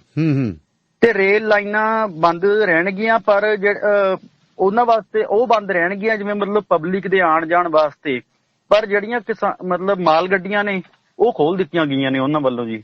ਜਦੋਂ ਮਤਲਬ ਇਹ ਪੰਜਾਬ ਸਰਕਾਰ ਦੇ ਵਿਧਾਇਕ ਜਦੋਂ ਉਹਨਾਂ ਨੂੰ ਆ ਕੇ ਮਿਲੇ, ਉਸ ਤੋਂ ਬਾਅਦ ਉਹਨਾਂ ਨੇ ਇਹ ਫੈਸਲੇ ਲਏ ਜੀ। ਕਿਸਾਨ ਜਦੋਂ ਮੀਡੀਆ ਨਾਲ ਸੰਬੋਧਨ ਕਰਦੇ ਪਏ ਸੀ, ਪੱਤਰਕਾਰਾਂ ਨਾਲ ਗੱਲਬਾਤ ਕਰ ਰਹੇ ਸੀ, ਉਹਨਾਂ ਦਾ ਜਿਹੜਾ ਅੱਜ ਦਾ ਫੈਸਲਾ ਸੀਗਾ, ਉਸੇ ਸਮੇਂ ਮਤਲਬ ਜਿਹੜੇ ਰਿਲਾਇੰਸ ਪੰਪਾਂ ਦੇ ਮਾਲਕ ਸੀਗੇ ਉਹਨਾਂ ਵੱਲੋਂ ਮਤਲਬ ਜਦੋਂ ਕਾਨਫਰੰਸ ਚੱਲ ਰਹੀ ਸੀ ਕਿਸਾਨਾਂ ਦੀ, ਤੇ ਉਸੇ ਟਾਈਮ 15 ਤੋਂ 20 ਬੰਦੇ ਰਿਲਾਇੰਸ ਦੇ ਪੰਪਾਂ ਦੇ ਜਿਹੜੇ ਮਾਲਕ ਸੀਗੇ ਪੰਜਾਬ ਦੇ, ਉਹ ਆ ਕੇ ਮਤਲਬ ਮੋਦੀ ਸਰਕਾਰ ਦੇ ਤੇ ਪੰਜਾਬ ਸਰਕਾਰ ਦੇ ਆ ਕੇ ਉੱਥੇ ਨਾਅਰੇ ਲਾਣੇ ਸ਼ੁਰੂ ਕਰਤੇ, ਮੋਦੀ ਸਰਕਾਰ ਮੁਰਦਾਬਾਦ। ਉਹਨਾਂ ਦਾ ਕਹਿਣਾ ਸੀਗਾ ਵੀ ਕਿਸਾਨਾਂ ਨਾਲ ਸਾਡੀ ਪਹਿਲਾਂ ਤਾਂ ਇੱਕ ਵਾਰੀ ਉਹਨਾਂ ਦਾ ਮਤਲਬ ਕਾਫੀ ਗਰਮਾ ਗਰਮ ਮਾਹੌਲ ਬਣ ਗਿਆ ਸੀ, ਪਰ ਫਿਰ ਵੀ ਜਦੋਂ ਕਿਸਾਨਾਂ ਨਾਲ ਉਹਨਾਂ ਨੇ ਗੱਲਬਾਤ ਕੀਤੀ ਤਾਂ ਉਹਨਾਂ ਨੇ ਕਿਹਾ ਵੀ ਦੇਖੋ ਸਾਡੀ ਕਿਸਾਨਾਂ ਨਾਲ ਕੋਈ ਵੀ ਦੁਸ਼ਮਣੀ ਨਹੀਂ ਹੈਗੀ, ਅਸੀਂ ਵੀ ਕਿਸਾਨਾਂ ਦੇ ਪਰਿਵਾਰ ਚੋਂ ਆ, ਪਰ ਦੇਖੋ ਅਸੀਂ ਪੰਪ ਹੁਣ ਖਰੀਦੇ ਹੋਏ ਆ, ਅਸੀਂ ਮੈਂਬਰਸ਼ਿਪਾਂ ਲਈਆਂ ਹੋਈਆਂ, ਅਸੀਂ ਆਪਦੇ ਪੰਪ ਚਲਾ ਰਹੇ ਹਾਂ ਰਿਲਾਇੰਸ ਦੇ ਪੰਪ। ਕਹਿੰਦੇ ਕਿ ਸਿਰਫ ਤੁਸੀਂ ਤੁਹਾਡੀ ਜਿਹੜੀ ਖੁੰਦਕ ਹੈ ਉਹ ਸਰਕਾਰ ਨਾਲ ਹੈ ਜੀ। ਸਰਕਾਰਾਂ ਮਤਲਬ ਤੁਹਾਡੇ ਤੇ ਇਹ ਕਾਲੇ ਕਾਨੂੰਨ ਲਵਾ ਰਹੀਆਂ ਨੇ, ਤੁਹਾਨੂੰ ਨੁਕਸਾਨ ਕਰਦੀਆਂ ਨੇ, ਵੀ ਅਸੀਂ ਤੁਹਾਡਾ ਕੀ ਨੁਕਸਾਨ ਕੀਤਾ ਹੈ। ਉਹਨਾਂ ਨੇ ਮੇਨ ਮੰਗ ਇਹੀ ਕੀਤੀ ਹੈ ਵੀ ਤੁਸੀਂ ਚੈੱਕ ਕਰਾਓ ਰਿਲਾਇੰਸ ਦੇ ਪੰਪ ਨੇ ਜਿਹੜੇ ਪੰਜਾਬ ਦੇ ਵਿੱਚ, ਜਿਹੜੇ ਤਾਂ ਮੰਤਰੀਆਂ ਦੇ ਨੇ, ਤੁਸੀਂ ਉਹਨਾਂ ਨੂੰ ਬੰਦ ਕਰਾਓ। ਅਸੀਂ ਤਾਂ ਆਮ ਬੰਦੇ ਆ, ਸਾਡਾ ਬਿਜ਼ਨਸ ਤੇ ਤੁਸੀਂ ਕਿਉਂ ਪ੍ਰਭਾਵ ਪਾ ਰਹੇ ਹੋ? ਸਾਡੇ ਮਤਲਬ ਬੰਦ ਪਏ ਨੇ ਪੰਪ ਤੁਹਾਡੇ ਵੱਲੋਂ, ਸਾਡੇ ਮਤਲਬ ਕਿਸਾਨਾਂ ਵੱਲੋਂ ਸਾਡੇ ਪੰਪਾਂ ਤੇ ਧਰਨੇ ਦਿੱਤੇ ਜਾ ਰਹੇ ਨੇ ਜੀ। ਕਿਉਂਕਿ ਇਹਨਾਂ ਦੇ ਬਾਰੇ ਪਿਛਲੀ ਮੀਟਿੰਗ ਦੇ ਵਿੱਚ ਵੀ ਪੈਟਰੋਲ ਪੰਪਾਂ ਦੇ ਜਿਹੜੇ ਪ੍ਰਧਾਨ ਨੇ ਪੰਜਾਬ ਦੇ, ਉਹ ਆਏ ਸੀ। ਪੈਟਰੋਲ ਪੰਪ ਦੇ ਪ੍ਰਧਾਨ, ਰਿਲਾਇੰਸ ਪੈਟਰੋਲ ਪੰਪ ਦੇ ਪ੍ਰਧਾਨ ਸੀਗੇ, ਜਿਹੜੇ ਕਿਸਾਨ ਜਥੇਬੰਦੀਆਂ ਨੂੰ ਆ ਕੇ ਮਿਲੇ ਸੀ। ਉਹਨਾਂ ਨੇ ਆਪਦਾ ਲਿਖਤੀ ਦੇ ਵਿੱਚ ਵੀ ਇਹਨਾਂ ਨੂੰ ਮੰਗ ਪੱਤਰ ਦਿੱਤਾ ਸੀਗਾ ਵੀ ਤੁਹਾਡੀ ਲੜਾਈ ਸਰਕਾਰ ਦੇ ਨਾਲ ਹੈ, ਵੀ ਹੱਥ ਜੋੜ ਕੇ ਬੇਨਤੀ ਹੈ ਵੀ ਤੁਸੀਂ ਜਿਹੜੇ ਸਰਕਾਰ ਵੱਲੋਂ ਪੰਪ ਚਲਾਏ ਜਾ ਰਹੇ ਹੈ ਮਿਲੀ ਭੁਗਤ ਦੇ ਨਾਲ, ਕੇਂਦਰ ਦੇ ਨਾਲ ਰਲ ਕੇ, ਵੀ ਜਿਵੇਂ ਪੰਜਾਬ ਦੇ ਵਿੱਚ ਕੁਝ ਕੁ ਮੰਤਰੀਆਂ ਦੇ ਬੱਚਿਆਂ ਦੇ, ਕੁਝ ਕੁ ਮੰਤਰੀਆਂ ਨੇ ਆਪਣੇ ਨਾਮ ਤੇ ਰਿਲਾਇੰਸ ਦੇ ਪੰਪ ਲਏ ਹੋਏ ਨੇ ਜੀ ਜੀ। ਕਹਿੰਦੇ ਵੀ ਤੁਸੀਂ ਉਹ ਪੰਪ ਬੰਦ ਕਰੋ ਤੇ ਸਾਡੇ ਚਲਾਏ ਜਾਣ ਜੀ ਜੀ ਜੀ। ਇਹ ਗੱਲ ਸੀ। ਚਲੋ ਬਾਅਦ ਦੇ ਵਿੱਚ ਟਿਕਟਕਾ ਹੋ ਗਿਆ ਜੀ ਫਿਰ? ਹਾਂਜੀ ਹਾਂਜੀ ਜੀ ਸਰ ਜੀ, ਬਹੁਤ ਬਹੁਤ ਧੰਨਵਾਦ ਤੁਹਾਡਾ ਹਰਜੀਤ ਜੀ, ਸ਼ੁਕਰੀਆ। ਤੇ ਹੁਣ ਆਪਾਂ ਬਰਨਾਲੇ ਕਮਲਜੀਤ ਮੇਰੇ ਨਾਲ ਨੇ। ਕਮਲਜੀਤ ਸਤਿ ਸ੍ਰੀ ਅਕਾਲ। ਸਤਿ ਸ੍ਰੀ ਅਕਾਲ ਸਰ। ਕਮਲਜੀਤ, ਸਭ ਤੋਂ ਪਹਿਲਾਂ ਤਾਂ ਕੋਈ ਜਾਣਕਾਰੀ ਦਿਓ ਜਿੰਨੀ ਕਿ ਤੁਹਾਡੇ ਕੋਲੇ ਅਪਡੇਟ ਹੈ, ਬਾਹਰੋਂ ਆਉਣ ਵਾਲੇ ਝੋਨੇ ਦੇ ਟਰੱਕਾਂ ਬਾਰੇ ਕੀ ਕੋਈ ਅਪਡੇਟ ਹੈ ਤੁਹਾਡੇ ਕੋਲੇ? ਸਰ, ਜਿਹੜਾ ਬਾਹਰੋਂ ਆਉਣ ਵਾਲੇ ਝੋਨੇ ਵਾਲਾ ਮਾਮਲਾ ਜੀ, ਇਹ ਬਰਨਾਲਾ ਦੇ ਵਿੱਚ 2-3 ਦਿਨ ਪਹਿਲਾਂ ਕਾਫੀ ਗਰਮਾਇਆ ਗਿਆ ਸੀਗਾ। 9 ਦੇ ਕਰੀਬ ਜਿਹੜੇ ਟਰੱਕ ਰੋਕੇ ਗਏ ਸੀ, ਪਰ ਟਰੱਕ ਉੱਥੇ 400 ਦੇ ਕਰੀਬ ਇਕੱਠਾ ਹੋ ਗਿਆ ਸੀਗਾ ਬਰਨਾਲਾ ਮੋਗਾ ਰੋਡ ਤੇ। ਪਰ ਉਹ ਬਾਅਦ ਚ ਜਦੋਂ ਵੈਰੀਫਾਈ ਕੀਤਾ ਗਿਆ, ਉਹ ਚ ਪੰਜਾਬ ਦਾ ਝੋਨਾ ਸੀਗਾ, ਪੰਜਾਬ ਦੇ ਟਰੱਕ ਸੀਗੇ 250-300-400 ਦੇ ਕਰੀਬ ਜਿਹੜਾ ਟਰਾਲੇ ਸੀਗੇ ਉਹ ਉੱਥੇ ਰੋਕੇ ਗਏ ਸੀਗੇ। ਸਾਰੀਆਂ ਕਿਸਾਨ ਜਥੇਬੰਦੀਆਂ ਨੇ ਧਰਨਾ ਵੀ ਦਿੱਤਾ, ਪਰ ਉਹ ਜਦੋਂ ਸਵੇਰੇ ਕਾਗਜ਼ ਚੈੱਕ ਕੀਤੇ ਗਏ, ਵੈਰੀਫਾਈ ਕੀਤਾ ਗਿਆ, ਉਹਦੇ ਵਿੱਚੋਂ ਸਿਰਫ 9 ਜਿਹੜੇ ਟਰੱਕ ਸੀਗੇ ਉਹ ਆਪਣੇ ਬਾਹਰਲਾ ਜਿਹੜਾ ਯੂਪੀ ਤੋਂ ਜਾਂ ਕਿਸੇ ਹੋਰ ਰਾਜ ਤੋਂ ਝੋਨਾ ਆਇਆ ਵਾ ਸੀ। ਉਹਦੇ ਤੇ ਕੱਲ SSP ਬਰਨਾਲਾ ਨੇ ਸਮੁੱਚੀਆਂ ਜਿਹੜੀਆਂ ਕਿਸਾਨ ਜਥੇਬੰਦੀਆਂ ਨੇ ਇੱਥੇ ਰੇਲਵੇ ਟਰੈਕ ਤੇ ਬੈਠੀਆਂ ਨੇ, ਉਹਨਾਂ ਦੇ ਜਿਹੜੇ ਨੁਮਾਇੰਦੇ ਸੀਗੇ ਜ਼ਿਲ੍ਹਾ ਲੈਵਲ ਦੇ ਜਿਹੜੇ ਧਰਨਾ ਤੇ ਬੈਠੇ ਨੇ, ਉਹਨਾਂ ਨਾਲ ਬਕਾਇਦਾ ਮੀਟਿੰਗ ਕੀਤੀ ਹੈ। ਮੀਟਿੰਗ ਦੇ ਵਿੱਚ ਬਣਦੀ ਜਿਹੜੀ ਕਾਨੂੰਨੀ ਕਾਰਵਾਈ ਦਾ ਉਹਦਾ ਭਰੋਸਾ ਦਿੱਤਾ ਤੇ ਉਹਨਾਂ ਤੇ ਜਿਹੜੀ ਬਣਦੀ ਕਾਰਵਾਈ ਆ ਉਹ ਵੀ ਕੀਤੀ ਗਈ ਆ ਜੀ। ਤੇ ਪਰ ਬਰਨਾਲਾ ਦੇ ਵਿੱਚ ਤਾਂ ਹਜੇ ਨਹੀਂ। ਇੱਕ ਮਾਨਸਾ ਤੋਂ ਅੱਜ ਇੱਕ ਲੈਟਰ ਉੱਥੋਂ ਦੇ ਪ੍ਰਸ਼ਾਸਨ ਨੇ ਕੱਢਿਆ ਗਾ, ਤੁਹਾਡੇ ਵੀ ਧਿਆਨ ਚ ਹੋਊਗਾ ਵੀ ਜੇ ਕੋਈ ਇਸ ਤਰ੍ਹਾਂ ਦੀ ਕੋਈ ਗੱਲ ਕਿਸੇ ਦੇ ਧਿਆਨ ਚ ਆਉਂਦੀ, ਉਹ ਲੈਟਰ ਆ ਜਿਹੜਾ ਉਹ ਸਮੁੱਚੇ ਜਿਹੜੇ ਖਰੀਦ ਏਜੰਸੀਆਂ ਨੇ, ਚਾਹੇ FCI ਆ, ਪਨਗ੍ਰੇਨ ਆ, ਸਾਰਿਆਂ ਨੂੰ ਉਹ ਕੱਢਿਆ ਗਿਆ। ਤੇ ਉਹਦੇ ਵਿੱਚ ਇਹ ਵੀ ਲਿਖਿਆ ਗਿਆ ਵੀ ਜੇ ਕੋਈ ਅਧਿਕਾਰੀ ਇਹਦੇ ਵਿੱਚ ਮਿਲੀ ਭੁਗਤ ਪਾਈ ਜਾਂਦੀ ਹੈ ਕਿਸੇ ਦੀ, ਅਧਿਕਾਰੀ ਤੇ ਵੀ ਸਖਤ ਕਾਰਵਾਈ ਕੀਤੀ ਜਾਊਗੀ, ਚਾਹੇ ਉਹ ਕਿਸੇ ਵੀ ਏਜੰਸੀ ਦਾ ਹੋਵੇ। ਜੇ ਕੋਈ ਬਾਹਰਲਿਆ ਸਟੇਟ ਤੋਂ ਝੋਨਾ ਲੈ ਕੇ ਆਉਂਦਾ ਜਾਂ ਕੋਈ ਸੈਲਰ ਦੇ ਵਿੱਚ ਕੋਈ ਵੀ ਕਿਸੇ ਕਿਸਮ ਦਾ ਕੋਈ ਜਿਹੜਾ ਵਪਾਰੀ ਆ ਉਹ ਝੋਨਾ ਖਰੀਦਦਾ, ਇਹ ਤੇ ਸਖਤ ਪਾਬੰਦੀ ਹੈ ਜਿਹੜੀ ਉਹ ਸਰਕਾਰ ਵੱਲੋਂ ਵੀ ਅਮਲ ਦੇ ਵਿੱਚ ਲਿਆਂਦੀ ਜਾ ਰਹੀ ਹੈ। ਤੇ ਪਰ ਜੇ ਬਰਨਾਲੇ ਦੀ ਗੱਲ ਕਰੀਏ, ਜਿਹੜੇ 9 ਟਰੱਕ ਰੋਕੇ ਗਏ ਸੀਗੇ ਉਹਨਾਂ ਤੇ ਪਰਚਾ ਦਰਜ ਕਰਕੇ ਉਹ ਟਰਾਲੇ ਆ ਜਿਹੜੇ ਉਹ ਪੁਲਿਸ ਨੇ ਰਿਕਵਰ ਕਰ ਲਏ ਨੇ। ਉਹਨਾਂ ਨੂੰ ਪੁਲਿਸ ਲਾਈਨ ਦੇ ਅੰਦਰ ਜਾਂ ਸੰਬੰਧਿਤ ਜਿਹੜੇ ਥਾਣੇ ਆ ਜਿੱਥੇ, ਉੱਥੇ ਬੰਦ ਕੀਤਾ ਗਿਆ ਤੇ ਉਹਨਾਂ ਦੇ ਕਾਗਜ਼ ਪੱਤਰ ਜਿਨ੍ਹਾਂ ਦੇ ਨਹੀਂ ਸੀ ਉਹਨਾਂ ਤੇ ਬਣਦਾ ਜਿਹੜਾ ਕਾਨੂੰਨੀ ਕਾਰਵਾਈ ਹੈ ਜਾਂ ਪਰਚਾ ਦਰਜ ਆ ਉਹ ਕਰ ਦਿੱਤਾ ਗਿਆ ਜੀ। ਚਲੋ, ਬਾਕੀ ਕਿਸਾਨ ਕੀ ਬੋਲ ਰਹੇ ਨੇ ਜੀ ਸਾਰੇ ਮਸਲੇ ਦੇ ਉੱਤੇ? ਜੇ ਕਿਸਾਨ ਜਥੇਬੰਦੀਆਂ ਦੀ ਗੱਲ ਕਰੀਏ ਜੀ, ਅੱਜ ਉਹਨਾਂ ਨੇ ਚੰਡੀਗੜ੍ਹ ਦੇ ਵਿੱਚ ਜਿਹੜਾ ਨਵਾਂ ਐਲਾਨ ਕੀਤਾ ਵੀ ਇਕੱਲੀਆਂ ਰੇਲਵੇ ਟਰੈਕਾਂ ਦੇ ਉੱਤੇ ਧਰਨੇ ਜਾਰੀ ਰਹਿਣਗੇ, ਸਿਰਫ ਮਾਲ ਗੱਡੀਆਂ ਨੂੰ ਲੰਘਣ ਦੀ ਇਜਾਜ਼ਤ ਦਿੱਤੀ ਜਾਵੇਗੀ। ਤੇ ਦੂਜੇ ਪਾਸੇ ਉਹਨਾਂ ਨੇ ਇੱਕ ਨਾਂ ਖੁਸ਼ੀ ਪ੍ਰਗਟ ਕੀਤੀ ਹੈ ਵੀ ਜਿਹੜਾ ਕਾਂਗਰਸੀਆਂ ਨੇ ਕੱਲ ਲੱਡੂ ਵੰਡੇ ਨੇ ਜੀ, ਵੀ ਉਹ ਕੋਈ ਜਿਹੜੇ ਉਹ ਆਪਣੀ ਸਿਆਸਤ ਚਮਕਾਉਣ ਲਈ ਵੰਡੇ ਨੇ, ਉਹ ਲੱਡੂ ਵੰਡਣ ਤੇ ਉਹਨਾਂ ਦੀ ਨਾਰਾਜ਼ਗੀ ਹੈ ਵੀ ਹਜੇ ਕੋਈ ਕਿਸੇ ਗੱਲ ਦਾ ਕੋਈ ਹੱਲ ਨਹੀਂ ਨਿਕਲਿਆ। ਖੁਸ਼ੀ ਉਦੋਂ ਮਨਾਈ ਜਾਂਦੀ ਹੁੰਦੀ ਹੈ ਜਦੋਂ ਕੋਈ ਜੰਗ ਜਿੱਤੀ ਜਾਂਦੀ ਹੁੰਦੀ ਆ, ਪਰ ਹਜੇ ਤੱਕ ਉਹ ਕਹਿੰਦੇ ਵੀ ਹਜੇ ਸਾਨੂੰ ਇੱਕ ਇਹ ਕਾਨੂੰਨ ਪੜ੍ਹੇ ਨਹੀਂ, ਇਹਨਾਂ ਦੇ ਵਿੱਚ ਲਿਖਿਆ ਕੀ ਹੈਗਾ। ਸਾਡੀ ਜਿਹੜੀ ਸੂਬਾ ਕਮੇਟੀ ਆ ਗ੍ਰਾਹਾਂ ਜਥੇਬੰਦੀ ਦੀ ਇਹ ਸਟੇਟਮੈਂਟ ਆ ਵੀ ਸੂਬਾ ਕਮੇਟੀ ਆ ਜਿਹੜੀ ਉਹ ਕਾਨੂੰਨਾਂ ਨੂੰ, ਕਾਨੂੰਨੀ ਮਾਹਰਾਂ ਦੀ ਰਾਏ ਲੈ ਰਹੀ ਹੈ, ਘੋਖ ਰਹੀ ਆ। ਉਦੋਂ ਬਾਅਦ ਉਹਦੇ ਚ ਊਣਤਾਈਆਂ ਜ਼ਰੂਰ ਹੋਣਗੀਆਂ, ਜੇ ਆਉਣਗੀਆਂ ਤਾਂ ਉਹ ਵੀ ਸਰਕਾਰ ਦੇ ਸਾਹਮਣੇ ਰੱਖੀਆਂ ਜਾਣਗੀਆਂ। ਪਰ ਇਹ ਲੱਡੂ ਕਿਹੜੀ ਖੁਸ਼ੀ ਵਿੱਚ ਵੰਡੇ ਜਾਂਦੇ, ਉਹਨਾਂ ਨੇ ਸਖਤ ਸ਼ਬਦਾਂ ਚ ਇਤਰਾਜ਼ ਪ੍ਰਗਟ ਕੀਤਾ ਜਿਹੜਾ ਕਾਂਗਰਸ ਪਾਰਟੀ ਨੇ ਕੱਲ ਬਰਨਾਲਾ ਚ ਲੱਡੂ ਵੰਡੇ ਆ। ਤੇ ਦੂਜੀ ਗੱਲ ਜਿਹੜੇ ਲੱਡੂ ਵੰਡੇ, ਆਪਾਂ ਕੱਲ ਜਿਹੜੀ ਗੱਲ ਕਰਨੀ ਮੈਂ ਰਹਿ ਗਿਆ, ਲੱਡੂ ਵੀ ਉਹਨਾਂ ਨੇ ਡਰਦਿਆਂ ਨੇ ਵੰਡੇ ਨੇ। ਉਹਨਾਂ ਨੂੰ ਇਹ ਡਰ ਸੀਗਾ ਵੀ ਫੋਟੋਆਂ ਖਿਚਵਾ ਲਈਏ ਕਿਤੇ ਕਿਸਾਨ ਝੰਡੇ ਤੇ ਡੰਡੇ ਲੈ ਕੇ ਨਾ ਪਹੁੰਚ ਜਾਣ, ਹਾਂ ਵੀ ਦਵਾ ਦਵ ਲੱਡੂ ਵੰਡ ਕੇ ਤੇ ਟਿੱਬ ਜੀਏ। ਹਾਂਜੀ, ਉਹਨਾਂ ਨੇ ਸਿਰਫ ਇੱਕ ਇਹ ਪ੍ਰੈਸ ਕਵਰੇਜ ਲਈ, ਫੋਟੋਆਂ ਲਈ, ਸੋਸ਼ਲ ਮੀਡੀਆ ਤੇ ਪਾਉਣ ਲਈ ਕੈਪਟਨ ਦੇ ਬੋਰਡ ਵੀ ਅੱਜ ਪੂਰੇ ਪੰਜਾਬ ਦੇ ਵਿੱਚ ਲੱਗੇ ਨੇ, ਕੈਪਟਨ ਕਿਸਾਨੀ ਦਾ ਰਾਖਾ, ਤੇ ਜਿਹੜੇ ਇੱਥੋਂ ਦੇ ਲੋਕਲ ਲੀਡਰਸ਼ਿਪ ਨੇ, ਜਾਂ ਚਾਹੇ MLA ਨੇ, ਚਾਹੇ ਹੋਰ ਨੇ, ਉਹਨਾਂ ਨੇ ਵੀ ਵੱਡੇ ਵੱਡੇ ਹੋਰਡਿੰਗ ਆ ਜਿਹੜੇ ਉਹ ਪੂਰੇ ਸ਼ਹਿਰ ਦੇ ਵਿੱਚ ਅੱਜ ਪੂਰੇ ਦਿਨ ਦੇ ਵਿੱਚ ਅਸੀਂ ਦੇਖਿਆ ਗਿਆ ਵੀ ਉਹ ਹੋਰਡਿੰਗ ਟੰਗੇ ਗਏ ਨੇ। ਹਰੇ ਰੰਗ ਦੇ ਬੋਰਡ ਜਿਹੜੇ ਛਪਾਏ ਗਏ ਨੇ, ਉਹਦੇ ਤੇ ਲਿਖਿਆ ਵਾ ਵੀ ਕੈਪਟਨ ਸਾਹਿਬ ਨੇ ਜਿਹੜੇ ਬੜੇ ਜਿਹੜੇ ਕ੍ਰਾਂਤੀਕਾਰੀ ਜਿਹੜੇ ਕਾਨੂੰਨ ਆ ਕੱਲ 3 ਵਿਧਾਨ ਸਭਾ ਦੇ ਵਿੱਚ ਪਾਸ ਕਰਕੇ ਕਿਸਾਨਾਂ ਦੀ ਵੱਡੀ ਜਿਹੜੀ ਕੁਰਬਾਨੀ ਕੀਤੀ ਹੈ ਜੀ। ਪਰ ਕਿਸਾਨ ਜਥੇਬੰਦੀਆਂ ਨਾਲ ਜਾਂ ਉਹਨਾਂ ਦੇ ਨੁਮਾਇੰਦਿਆਂ ਨਾਲ ਅਸੀਂ ਗੱਲ ਕੀਤੀ ਹੈ, ਉਹਨਾਂ ਨੇ ਕਿਹਾ ਵੀ ਇਹ ਕੋਈ ਬਾਹਲੀ ਵਧੀਆ ਕੋਈ ਲੌਜਿਕ ਵਾਲੀ ਗੱਲ ਨਹੀਂ ਹੈਗੀ, ਵੀ ਇਹ ਅਸੀਂ ਬਾਅਦ ਦੇ ਵਿੱਚ ਇਹਨੂੰ ਘੋਖ ਕੇ ਉਦੋਂ ਬਾਅਦ ਇਹਦੇ ਸਟੇਟਮੈਂਟ ਦੇਵਾਂਗੇ। ਜਥੇਬੰਦੀ ਗਰਾਹਾਂ ਵਾਲਾ ਜਿਹੜਾ ਪ੍ਰੋਗਰਾਮ ਆ ਜੀ ਉਹ ਤਾਲਮੇਲ ਸੰਘਰਸ਼ ਉਹਨਾਂ ਦਾ ਚੱਲ ਰਿਹਾ, ਉਹਨਾਂ ਨੇ ਕਿਹਾ ਉਹ ਜਿਉਂ ਦੀ ਤਿਉਂ ਚੱਲੂਗਾ। ਜਿਵੇਂ ਟੋਲ ਪਲਾਜ਼ੇ, ਮਾਲ, ਰਿਲਾਇੰਸ ਪੰਪ ਜਾਂ BJP ਆਗੂਆਂ ਦਾ ਜਿਹੜਾ ਘਰਾਅ ਗਾ ਉਹ ਲਗਾਤਾਰ ਘਰਾਓ ਜਿਹੜਾ ਉਵੇਂ ਚੱਲੀ ਜਾਊਗਾ। ਤੇ ਵੱਡਾ ਐਲਾਨ ਜਥੇਬੰਦੀਆਂ ਦਾ ਇਹ ਹੈਗਾ, ਸਮੁੱਚੀਆਂ 31 ਜਥੇਬੰਦੀਆਂ ਦਾ, ਵੀ 25 ਦਸੰਬਰ ਨੂੰ ਦੁਸਹਿਰੇ ਵਾਲੇ ਦਿਨ ਪੂਰੇ ਪੰਜਾਬ ਦੇ ਵਿੱਚ ਲਾਮਬੰਦੀ ਕੀਤੀ ਜਾ ਰਹੀ ਹੈ। ਲੋਕਾਂ ਨੂੰ ਸ਼ਹਿਰਾਂ ਦੇ ਕੱਲ ਨੂੰ ਇੱਕ ਮਾਰਚ ਕਰਨਾ ਉਹਨਾਂ ਨੇ ਸ਼ਹਿਰ ਦੇ ਵਿੱਚ, ਬਰਨਾਲਾ ਦੇ ਵਿੱਚ ਜਥੇਬੰਦੀ ਗਰਾਹਾਂ ਵੱਲੋਂ, ਜਿਹਦੇ ਵਿੱਚ ਵਪਾਰੀਆਂ ਨੂੰ, ਦੁਕਾਨਦਾਰਾਂ ਨੂੰ ਸੁਨੇਹਾ ਦੇਣਾ ਵੀ 25 ਤਰੀਕ ਨੂੰ ਜਿਹੜਾ ਰਾਵਣ ਫੂਕਣਾ ਹੈਗਾ ਉਹ ਦੇਸ਼ ਦਾ ਪ੍ਰਧਾਨ ਮੰਤਰੀ ਤੇ ਕਾਰਪੋਰੇਟ ਘਰਾਣਿਆਂ ਦੇ ਜਿਹੜੇ ਪੁਤਲੇ ਹੈਗੇ ਉਹ ਵੱਡੇ ਪੱਧਰ ਤੇ ਜਿਹੜਾ ਆਪਣਾ ਰੋਸ ਪ੍ਰਗਟਾਉਣਾ, ਉਹਦੀ ਤਿਆਰੀ ਵਜੋਂ ਕੱਲ ਨੂੰ ਇੱਕ ਮਾਰਚ ਕੀਤਾ ਜਾਣਾ। ਜਿਹਦੇ ਵਿੱਚ ਜਥੇਬੰਦੀ ਗਰਾਹਾਂ ਵੱਲੋਂ ਹਜ਼ਾਰਾਂ ਦੀ ਗਿਣਤੀ ਦੇ ਵਿੱਚ ਮਜ਼ਦੂਰ, ਔਰਤਾਂ, ਨੌਜਵਾਨ, ਬੱਚੇ ਉਹ ਸ਼ਾਮਲ ਹੋਣਗੇ। ਉਹਨਾਂ ਦਾ ਕੱਲ ਦਾ ਐਕਸ਼ਨ ਪਲਾਨ ਇਹ ਹੈ 22 ਤਰੀਕ ਦਾ, 25 ਤਰੀਕ ਦੀ ਤਿਆਰੀ ਲਈ। 25 ਤਰੀਕ ਨੂੰ ਸਮੁੱਚੀਆਂ 31 ਜਥੇਬੰਦੀਆਂ ਵੱਲੋਂ ਇਹ ਜਿਹੜਾ ਸਮੁੱਚਾ ਜਿਹੜਾ ਪ੍ਰੋਗਰਾਮ ਦਿੱਤਾ ਗਿਆ ਦੁਸਹਿਰੇ ਵਾਲਾ ਕਾਲਾ ਦੇ ਤੌਰ ਤੇ, ਜਿਹੜਾ ਰਾਵਣ ਦਾ ਪੁਤਲਾ ਫੂਕਦੇ ਹੁੰਦੇ ਨੇ, ਉਹ ਨੇਕੀ ਤੇ ਬਦੀ ਦੀ ਲੜਾਈ ਹੈ ਜਿਹੜੀ ਉਹਨੂੰ ਦਰਸਾਉਂਦੇ ਹੋਏ ਪ੍ਰਧਾਨ ਮੰਤਰੀ ਮੋਦੀ ਤੇ ਕਾਰਪੋਰੇਟ ਘਰਾਣਿਆਂ ਦੇ ਜਿਹੜੇ ਪੁਤਲੇ ਆ ਉਹ ਪੂਰੇ ਪੰਜਾਬ ਦੇ ਵਿੱਚ ਫੂਕੇ ਜਾਣਗੇ। ਇਹ ਵੱਡਾ ਐਕਸ਼ਨ ਆ। ਉਸ ਤੋਂ ਬਾਅਦ ਦੂਜੇ ਜਥੇਬੰਦੀਆਂ ਦਾ ਜਿਹੜਾ ਅੱਜ ਪ੍ਰੈਸ ਕਾਨਫਰੰਸ ਹੋਈ ਆ, 31 ਜਥੇਬੰਦੀਆਂ ਨੇ, ਉਹਨਾਂ ਨੇ ਕਿਹਾ ਰੇਲਵੇ ਟਰੈਕ ਤੇ ਮਾਲ ਗੱਡੀਆਂ ਲੰਘਣ ਨੂੰ ਜਿਹੜੀ ਕਿਸਾਨਾਂ ਵੱਲੋਂ ਐਲਾਨ ਕੀਤਾ ਗਿਆ, ਇਜਾਜ਼ਤ ਦਿੱਤੀ ਗਈ ਹੈ। 4 ਨਵੰਬਰ ਨੂੰ ਨਵੀਂ ਮੀਟਿੰਗ ਰੱਖੀ ਗਈ ਹੈ, ਉੱਥੇ ਕੀ ਜਿਹੜਾ ਨਵਾਂ ਸੰਘਰਸ਼ ਦਾ ਐਲਾਨ ਹੁੰਦਾ, ਪਰ 4 ਤੱਕ ਜਿਹੜੇ ਧਰਨੇ ਨੇ ਉਹ ਜਿਉਂ ਦੀ ਤੋਂ ਸਮੁੱਚੇ ਰੂਪ ਦੇ ਵਿੱਚ ਉਵੇਂ ਚੱਲਣਗੇ। ਸਰਕਾਰ ਇਹਦੇ ਤੇ ਕੀ ਰਿਐਕਟ ਕਰਦੀ ਹੈਗੀ ਉਹ ਤਾਂ ਆਉਣ ਵਾਲਾ ਸਮਾਂ ਦੱਸੇਗਾ।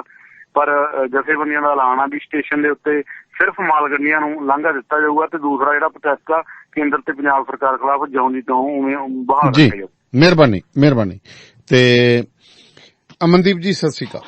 ਸਤਿ ਸ਼੍ਰੀ ਅਕਾਲ ਜੀ। ਅਮਨਦੀਪ ਜੀ ਕਹਿੰਦੇ ਬਠਿੰਡੇ ਵਾਲਾ ਥਰਮਲ ਢਾਉਣ ਪਹੁੰਚ ਗਏ ਸੀ ਕੁਝ ਲੋਕ।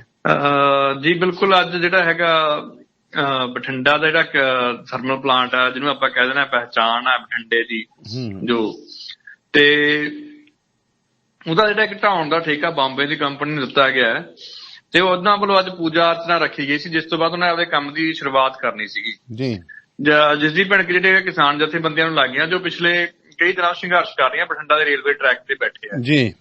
ਤੇ ਉਹਨਾਂ ਨੇ ਉਸੇ ਤਰ੍ਹਾਂ ਜਿਹੜਾ ਹੈਗਾ ਆਪਦੇ ਲੋਕਾਂ ਨੂੰ ਇਕੱਠਾ ਕੀਤਾ, ਜਥੇਬੰਦੀ ਦੇ ਢਾਂਚੇ ਨੂੰ ਨਾਲ ਲੈ ਕੇ ਉਹਨਾਂ ਨੇ ਅੱਜ ਜਿਹੜਾ ਹੈਗਾ ਇਹ ਜਿਹੜੇ ਪਹੁੰਚੇ ਸੀ, ਇਹਨਾਂ ਦਾ ਵਿਰੋਧ ਕਰਦੇ ਹੋਏ ਥਰਮਲ ਪਲਾਂਟ ਦੇ ਸਾਹਮਣੇ ਮੇਨ ਗੇਟ ਦੇ ਉੱਤੇ ਧਰਨਾ ਲਾ ਦਿੱਤਾ, ਜਿਸ ਤੋਂ ਬਾਅਦ ਪ੍ਰਸ਼ਾਸਨ ਹਰਕਤ ਚ ਆਇਆ ਜੀ। ਪ੍ਰਸ਼ਾਸਨ ਨੇ ਗੱਲਬਾਤ ਦੌਰਾਨ ਜਿਹੜਾ ਇੱਕ ਵਾਰ ਕੰਮ ਰੁਕਵਾ ਦਿੱਤਾ। ਕਿਸਾਨ ਜਥੇਬੰਦੀਆਂ ਨੇ ਸਖਤ ਸ਼ਬਦਾਂ ਵਿੱਚ ਜਿਹੜਾ ਹੈਗਾ ਕਿਹਾ ਹੈ ਵੀ ਜੇ ਥਰਮਲ ਦੀ ਇੱਕ ਵੀ ਇੱਟ ਪੱਟੀ ਗਈ ਤਾਂ ਇਹਦੇ ਨਤੀਜੇ ਭੁਗਤਣ ਲਈ ਸਰਕਾਰ ਤਿਆਰ ਰਹੇ ਜੀ। ਤੇ ਉਹ ਕਿਸੇ ਵੀ ਹਾਲਾਤ ਜਿਹੜਾ ਬਠਿੰਡਾ ਥਰਮਲ ਪਲਾਂਟ ਆ ਉਹਨੂੰ ਬੰਦ ਨਹੀਂ ਹੋਣ ਦੇਣਗੇ, ਭਾਵੇਂ ਜੋ ਵੀ ਰਣਨੀਤੀ ਸਰਕਾਰ ਬਣਾਵੇ, ਭਾਵੇਂ ਜੋ ਵੀ ਪਾਲਿਸੀ ਲੈ ਕੇ ਆਵੇ, ਇਹਨੂੰ ਚਲਾਵੇ ਕਿਸੇ ਵੀ ਹਾਲਾਤ, ਭਾਵੇਂ ਪਰਾਲੀ ਤੇ ਚਲਾਵੇ, ਭਾਵੇਂ ਸੋਲਰ ਤੇ ਚਲਾਵੇ।